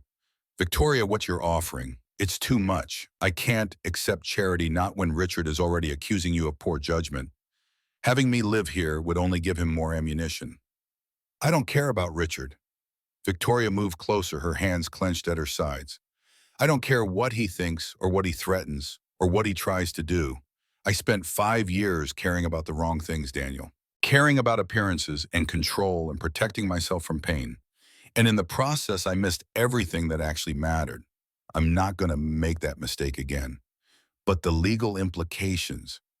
Let me worry about the legal implications. Let Samantha worry about them. All I'm asking is whether you want this, whether Emma would want this. A home where she can be with children who understand her. A place where you don't have to do everything alone. Victoria's voice softened. You said it yourself last night. This is where we belong. All of us, together. Daniel turned away, walking to the window, his back to her as he stared out at the storm-damaged landscape. Victoria watched him, her heart pounding, suddenly terrified that she had overstepped, that she had mistaken gratitude for something deeper, that her offer would be rejected and the fragile connection between them would shatter. When he turned back, there were tears in his eyes. I need to talk to Emma. I need to make sure this is what she wants. His voice was unsteady, cracking with emotion. But Victoria, if she says yes, we would be honored. More than honored. We would be home. Victoria felt her own tears spilling over, running down her cheeks in warm streams that she did not bother to wipe away. She crossed the remaining distance between them and for the first time pulled Daniel into an embrace. He stiffened momentarily, then relaxed his arms, coming around her, holding her with a gentleness that made her cry harder. Thank you, she whispered against his shoulder, for not giving up. On the girls. On me. On any of us. I never could, he replied, his voice muffled against her hair. Some things are worth fighting for no matter what. They stood there for a long moment, 2 damaged people clinging to each other in a kitchen, filled with morning light, the future spreading before them, uncertain, but no longer terrifying. Whatever came next, whatever battles remained to be fought, they would face them together. Family, Victoria realized, was not defined by blood or law or tradition. It was defined by choice. By showing up day after day, refusing to abandon the people who needed you. By building something beautiful from the wreckage of what was broken. And finally, after 5 long years of grief and distance and fear, Victoria Hartwell was ready to choose. The weeks between Thanksgiving and Christmas transformed the Hartwell estate in ways that Victoria had not experienced since before Thomas's death. Decorations appeared throughout the mansion, not the austere professional arrangements that a hired service would have provided, but handmade ornaments and paper snowflakes and strings of lights that Daniel and Victoria hung together while the children watched from their wheelchairs. A tree arrived, an enormous Douglas fir that filled the front parlor with the scent of forest and possibility, its branches gradually accumulating the eclectic collection of decorations that represented their blended family's first holiday season together. Daniel and Emma had moved into the West Wing suite a week after the storm, their meager possessions looking almost comically sparse in the generously proportioned rooms. Emma's bedroom overlooked the garden that Thomas had designed, a view that would fill with flowers come spring and birds year-round from the feeders that still stood at the lawn's edge. Daniel had initially resisted Victoria's offers to furnish the space more completely, but she had eventually convinced him that Emma deserved a room decorated for a little girl, not a hospital patient. Now pink curtains framed the windows. Butterfly decals adorned the walls, and a mobile of paper stars hung above Emma's specialized bed, catching the light and casting dancing shadows across the ceiling. The three children spent hours together each day, developing their own language of sounds and gestures that the adults could only partially interpret. Margaret documented everything, filling notebooks with observations that contradicted every prognosis the specialist had ever delivered. The progress was real, measurable, undeniable. Victoria found herself smiling more than she had in years, laughing at small absurdities, singing along with Daniel's lullabies without self-consciousness. The woman who had retreated behind shields of professionalism and distance was emerging tentatively, at first, then with increasing confidence. She still ran Hartwell Properties, still made the difficult decisions that kept the company profitable, but she no longer defined herself solely by that role. She was learning to be a mother again, learning to be human. Richard's appeal arrived 3 days before Christmas, delivered by courier to the estate's front gate, with the timing of a carefully calculated assault. Victoria was in the care room when Margaret brought her the envelope, her hands trembling slightly as she recognized the legal letterhead. She excused herself and retreated to her office, closing the door before allowing herself to read the contents. The document was worse than she had feared. Richard's attorneys had assembled a comprehensive attack on her fitness as a guardian, incorporating not only the previous allegations about Daniel, but new accusations that cut deeper. They claimed Victoria had demonstrated a pattern of poor judgment by allowing a man with a documented history of concerning behavior to move into her home. They cited her reduced involvement with Hartwell Properties as evidence of deteriorating mental stability. They presented affidavits from Gloria and several household staff members, current and former, painting a picture of a woman who had abandoned her children to hired help and was now repeating the pattern with a predatory stranger. The appeal requested immediate removal of Lily and Rose from Victoria's custody, pending a full hearing on guardianship.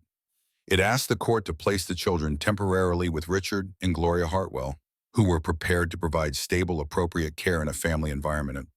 Victoria read the document 3 times each reading, revealing new depths of malice and manipulation.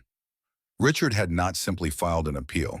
He had launched a war, deploying every weapon at his disposal, willing to destroy lives and relationships and reputations to achieve his objectives. The man who had smiled at her across Thomas's casket, who had offered condolences with practiced sincerity, had revealed himself as an enemy without conscience or restraint. She found Daniel in the West Wing, helping Emma with a simple puzzle that required her to match shapes with corresponding holes. He looked up when Victoria entered, his expression shifting from warmth to concern as he registered her pallor. "What happened?" Victoria handed him the document without speaking. She watched his face as he read, watched the color drain from his features, watched his jaw tighten with barely contained fury. When he finished, he set the papers aside and reached for Emma's hand, anchoring himself through contact with his daughter. "They're not going to win." His voice carried a conviction that Victoria wished she could share. "This is harassment, pure and simple. Any judge will see through it." "Will they?" "Richard has witnesses. He has documentation. He has the resources to bury us in legal proceedings until we're too exhausted to fight back." Victoria sank into the chair beside Emma's wheelchair, her legs suddenly unable to support her weight. "And he has the one thing we can't counter: your history. My history of being falsely accused and fully exonerated. Your history of being investigated. That's all that matters to people who want to believe the worst." Daniel was silent for a long moment. When he spoke, his voice had hardened into something Victoria had not heard before: steel beneath the gentleness. "Victoria, look at me." She raised her eyes to meet his. "I spent 3 years living under suspicion because I dared to care about a dying child. I lost my job, my reputation, and nearly lost custody of Emma because Patricia Holbrook couldn't believe that a man might show kindness without wanting something in return. I thought about giving up more times than I can count. I thought about moving somewhere new, changing my name, starting over where nobody knew my history." His eyes burned with an intensity that pinned Victoria in place, but I didn't, because giving up would mean letting the people who hurt me win. It would mean teaching Emma that the world's cruelty is more powerful than our courage. And I refuse to believe that. He reached across the space between them and took Victoria's hand. Richard wants us to surrender. He wants us to turn on each other, to blame each other, to destroy from within what he can't break from outside. Don't let him win. Don't let him take what we're building here. Victoria stared at their joined hands, his calloused and worn hers, soft with the privilege of wealth she had never earned. They came from different worlds, had lived different lives, had arrived at this moment through paths that should never have crossed. But here they were bound together by children who needed them and a faith that refused to die. What do? We fight. Daniel squeezed her hand. Together, the way we've been fighting since the beginning. The days that followed blurred into a frenzy of legal preparation and emotional endurance. Samantha Way assembled a response to the appeal that documented everything Richard's accusations ignored the children's progress. Victoria's increased involvement, the therapeutic benefits of Emma's presence, the professional assessments that contradicted every claim of harm. She subpoenaed records from Seattle Children's that proved Daniel's investigation had been initiated by a single complainant with a documented history of unfounded accusations. She gathered testimony from the families Daniel had helped over the years, people who credited him with changing their lives. Frank Delgado proved invaluable during these weeks. The retired fire captain spent hours with Samantha, recounting stories of Daniel's heroism and character from their years working together. He provided contact information for other firefighters who had witnessed Daniel's compassion with victims, particularly children. He assembled a portfolio of commendations and awards that Daniel had received during his career, evidence of a man who had repeatedly risked his own life to save others. "You know what I remember most about Danny?" Frank said one afternoon, sitting in Victoria's office while they reviewed the case materials.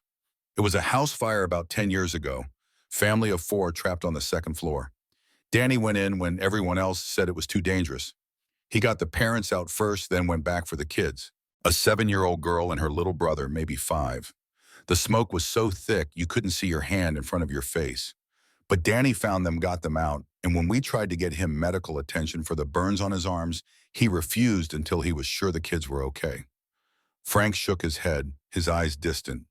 "That's who Danny Morrison is, a man who puts everyone else first. The idea that he would ever hurt a child." His voice trailed off thick with emotion.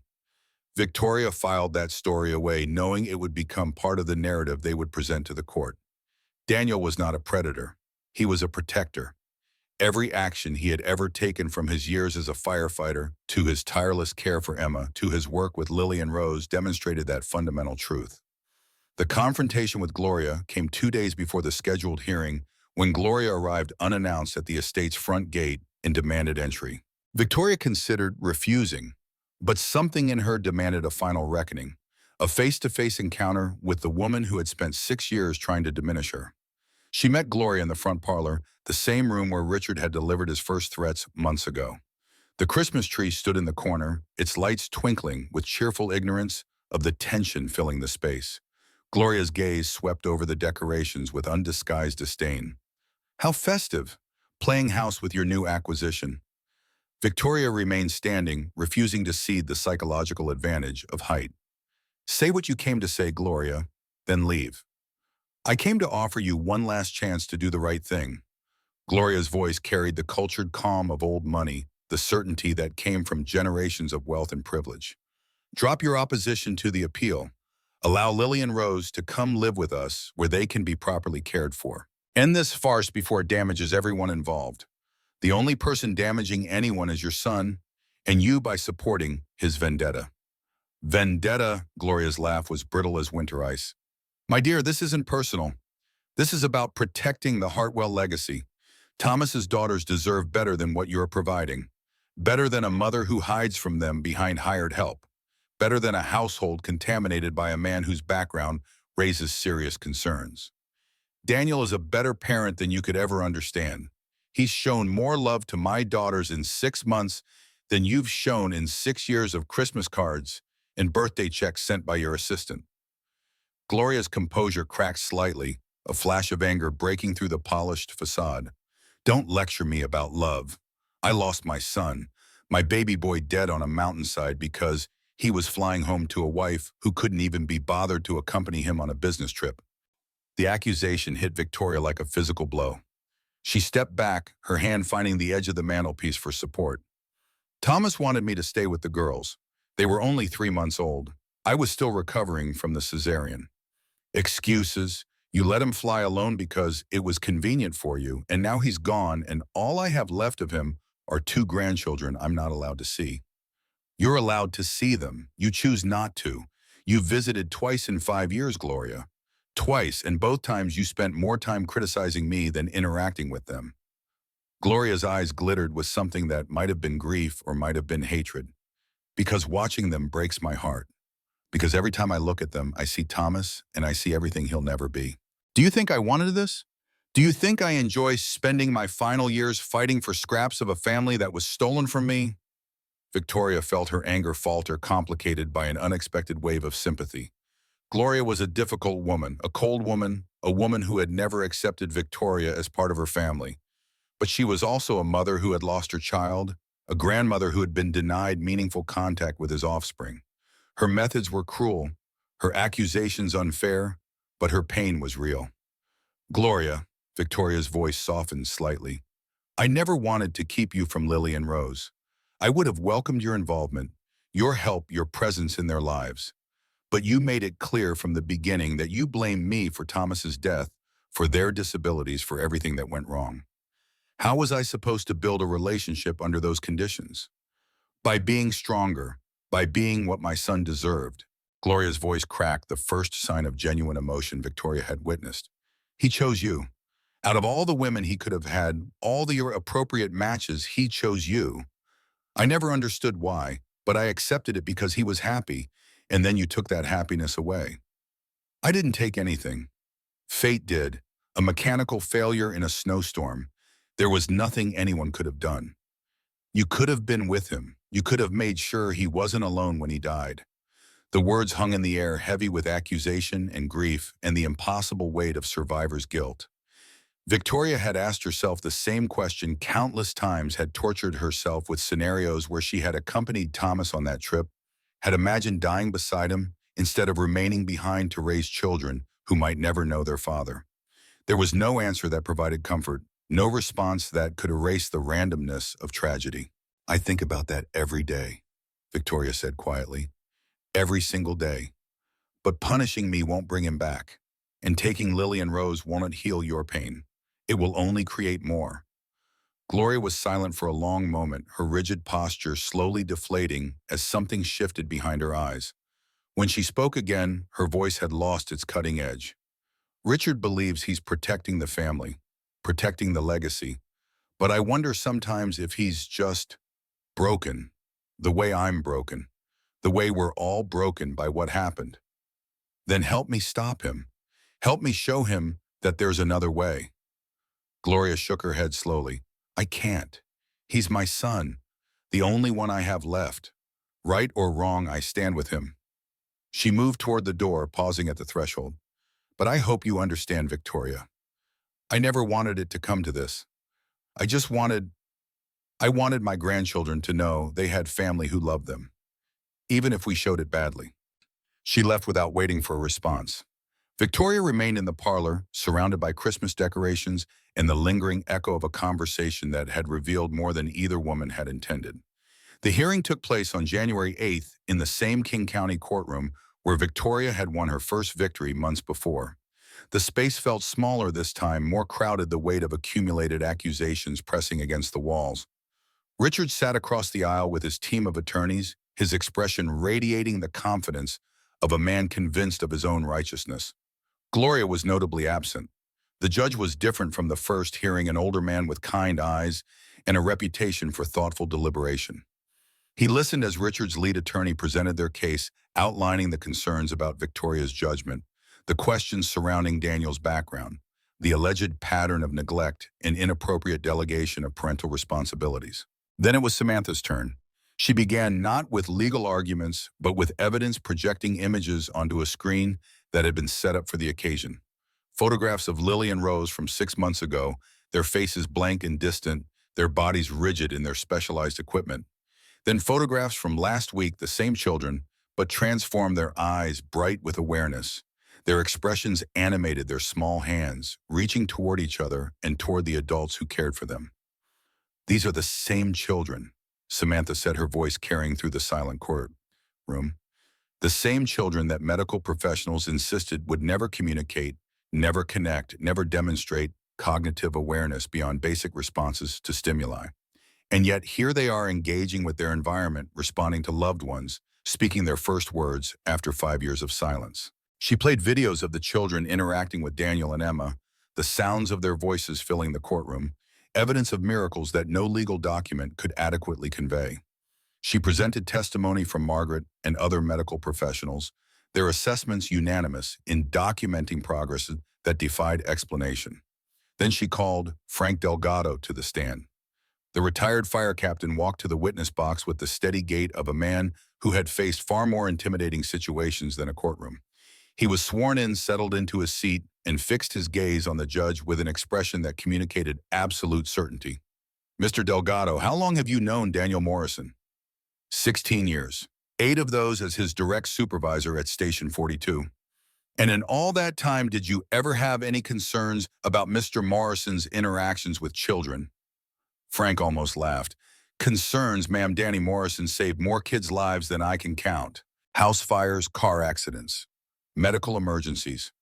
Whenever there was a child involved, Danny was the one we wanted on scene. He had a gift for connecting with them, calming them down, making them feel safe even in the worst situations." "Can you give the court a specific example?" Frank told the story of the house fire, the 2 children trapped on the second floor, Daniel's refusal to accept treatment for his burns until the kids were safe. He told other stories too, a warehouse fire where Daniel had crawled through a collapsed section to reach a teenager who had been exploring the abandoned building, a car accident where he had spent 3 hours holding a little boy's hand while rescue workers cut him free from the wreckage. Story after story of a man who had devoted his life to protecting others, especially children. "Mr. Delgado, are you aware of the investigation that was conducted into Mr. Morrison's conduct at Seattle Children's Medical Center?" "I am, and it's a damn shame." Oh, Frank's jaw tightened. Danny was doing what Danny always does, caring for a kid that nobody else was caring for. And he got punished for it. That investigation broke something in him.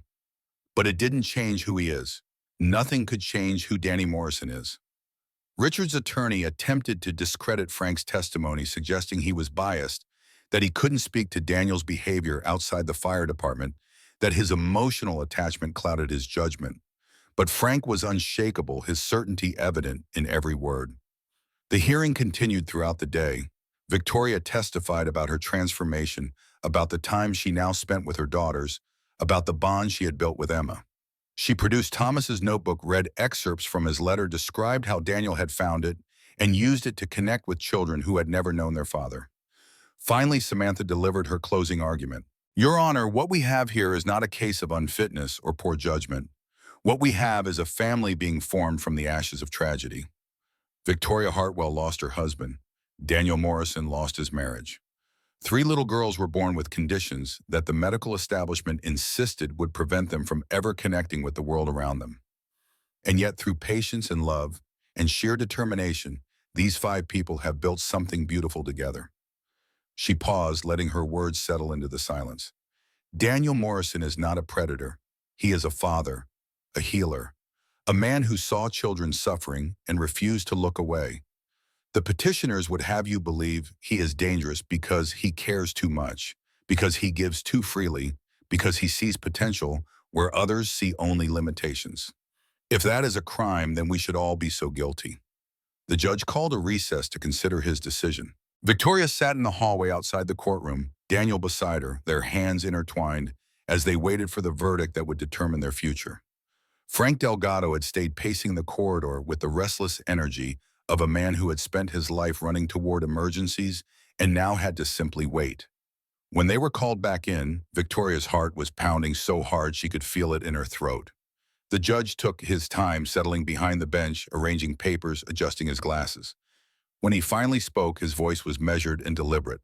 "I have carefully reviewed all evidence presented by both parties, including medical records, professional assessments, witness testimony, and the investigative history of Daniel Morrison. I have also considered the best interests of the minor children, Lily and Rose Hartwell, which must be the paramount concern of this court. He paused, his gaze moving between Victoria and Richard. The petitioners have alleged that Victoria Hartwell is an unfit guardian and that her judgment has been compromised by her association with Mr. Morrison. They have requested immediate removal of the children to their custody, pending a full determination of guardianship rights. Another pause. Victoria stopped breathing. I find no merit in these allegations. The evidence presented demonstrates that Lily and Rose Hartwell have made remarkable progress under their mother's care progress that coincides directly with Mr. Morrison's involvement in their lives. The investigation cited by the petitioners resulted in complete exoneration, and subsequent investigation into the complainant's history raises serious questions about the reliability of any testimony she might provide. Victoria felt tears streaming down her face, but she could not look away from the judge. Furthermore, I am troubled by the pattern of litigation initiated by the petitioners, which appears designed to harass rather than protect. The timing of this appeal, filed during the holiday season when the children were enjoying unprecedented stability, suggests motives that have little to do with their welfare. He leaned forward, his voice taking on a harder edge. This court will not be used as a weapon in family disputes. The appeal is denied.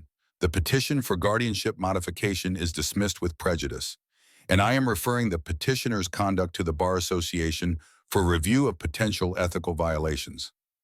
Richard's face went white. His lead attorney began to speak, but the judge cut him off. This matter is concluded. Mrs. Hartwell, you may take your children home. Victoria collapsed against Daniel, sobbing with relief, her body shaking with the release of tension that had built over months of uncertainty. Frank Delgado appeared beside them, his weathered face creased with a triumphant smile. I told you, he said, his voice gruff with emotion. The truth always comes out in the end. Outside the courthouse, the January air was cold and crisp, the sky a brilliant blue that seemed to celebrate their triumph. Victoria stood on the steps, breathing deeply, feeling like she was experiencing the world for the first time. Let's go home, she said to Daniel. Let's go see our children. 1 month later, the Hartwell estate had settled into a rhythm that felt less like routine and more like life. Daniel had transitioned from maintenance worker to full-time caregiver, his role in the household acknowledged and honored. The legal threats had evaporated entirely. Richard had retreated following the judge's referral to the Bar Association, his appetite for confrontation diminished by the prospect of professional consequences. Gloria had sent a card with a brief message, "Perhaps we can talk soon." It was not reconciliation, but it was a beginning. On a Sunday afternoon in February, Victoria sat in the care room watching Daniel read to the 3 children. Emma was on his lap, her head resting against his chest. Lily and Rose were positioned on either side, their eyes tracking his face as he narrated the story of a little engine that believed it could. Victoria thought about all the ways her life had changed since that October morning when she had first heard her daughter speak. She had been so lost then, so disconnected from the people who needed her most. She had built fortresses around her heart so thick that she had almost suffocated behind them. But Daniel had shown her another way. Not by tearing down her defenses, but by demonstrating that vulnerability was not weakness. That love required presence, not perfection. That family was built through daily acts of showing up, of refusing to quit, of believing in possibility when evidence suggested otherwise. Victoria, Daniel's voice pulled her from her reverie. He was smiling, that gentle expression that had become so familiar over the months. Come sit with us. She moved from her chair to the floor, settling beside Lily's wheelchair. Her daughter looked at her, really looked at her with an awareness that still took Victoria's breath away. Hi, sweetheart. Victoria reached out and took Lily's hand. Mommy's here. Lily's lips moved, forming shapes that had become increasingly familiar over the weeks. And then, clear as a bell, came the word Victoria had waited 5 years to hear. Mama. Not the tentative syllables she had produced before, not the approximations that might have been coincidence.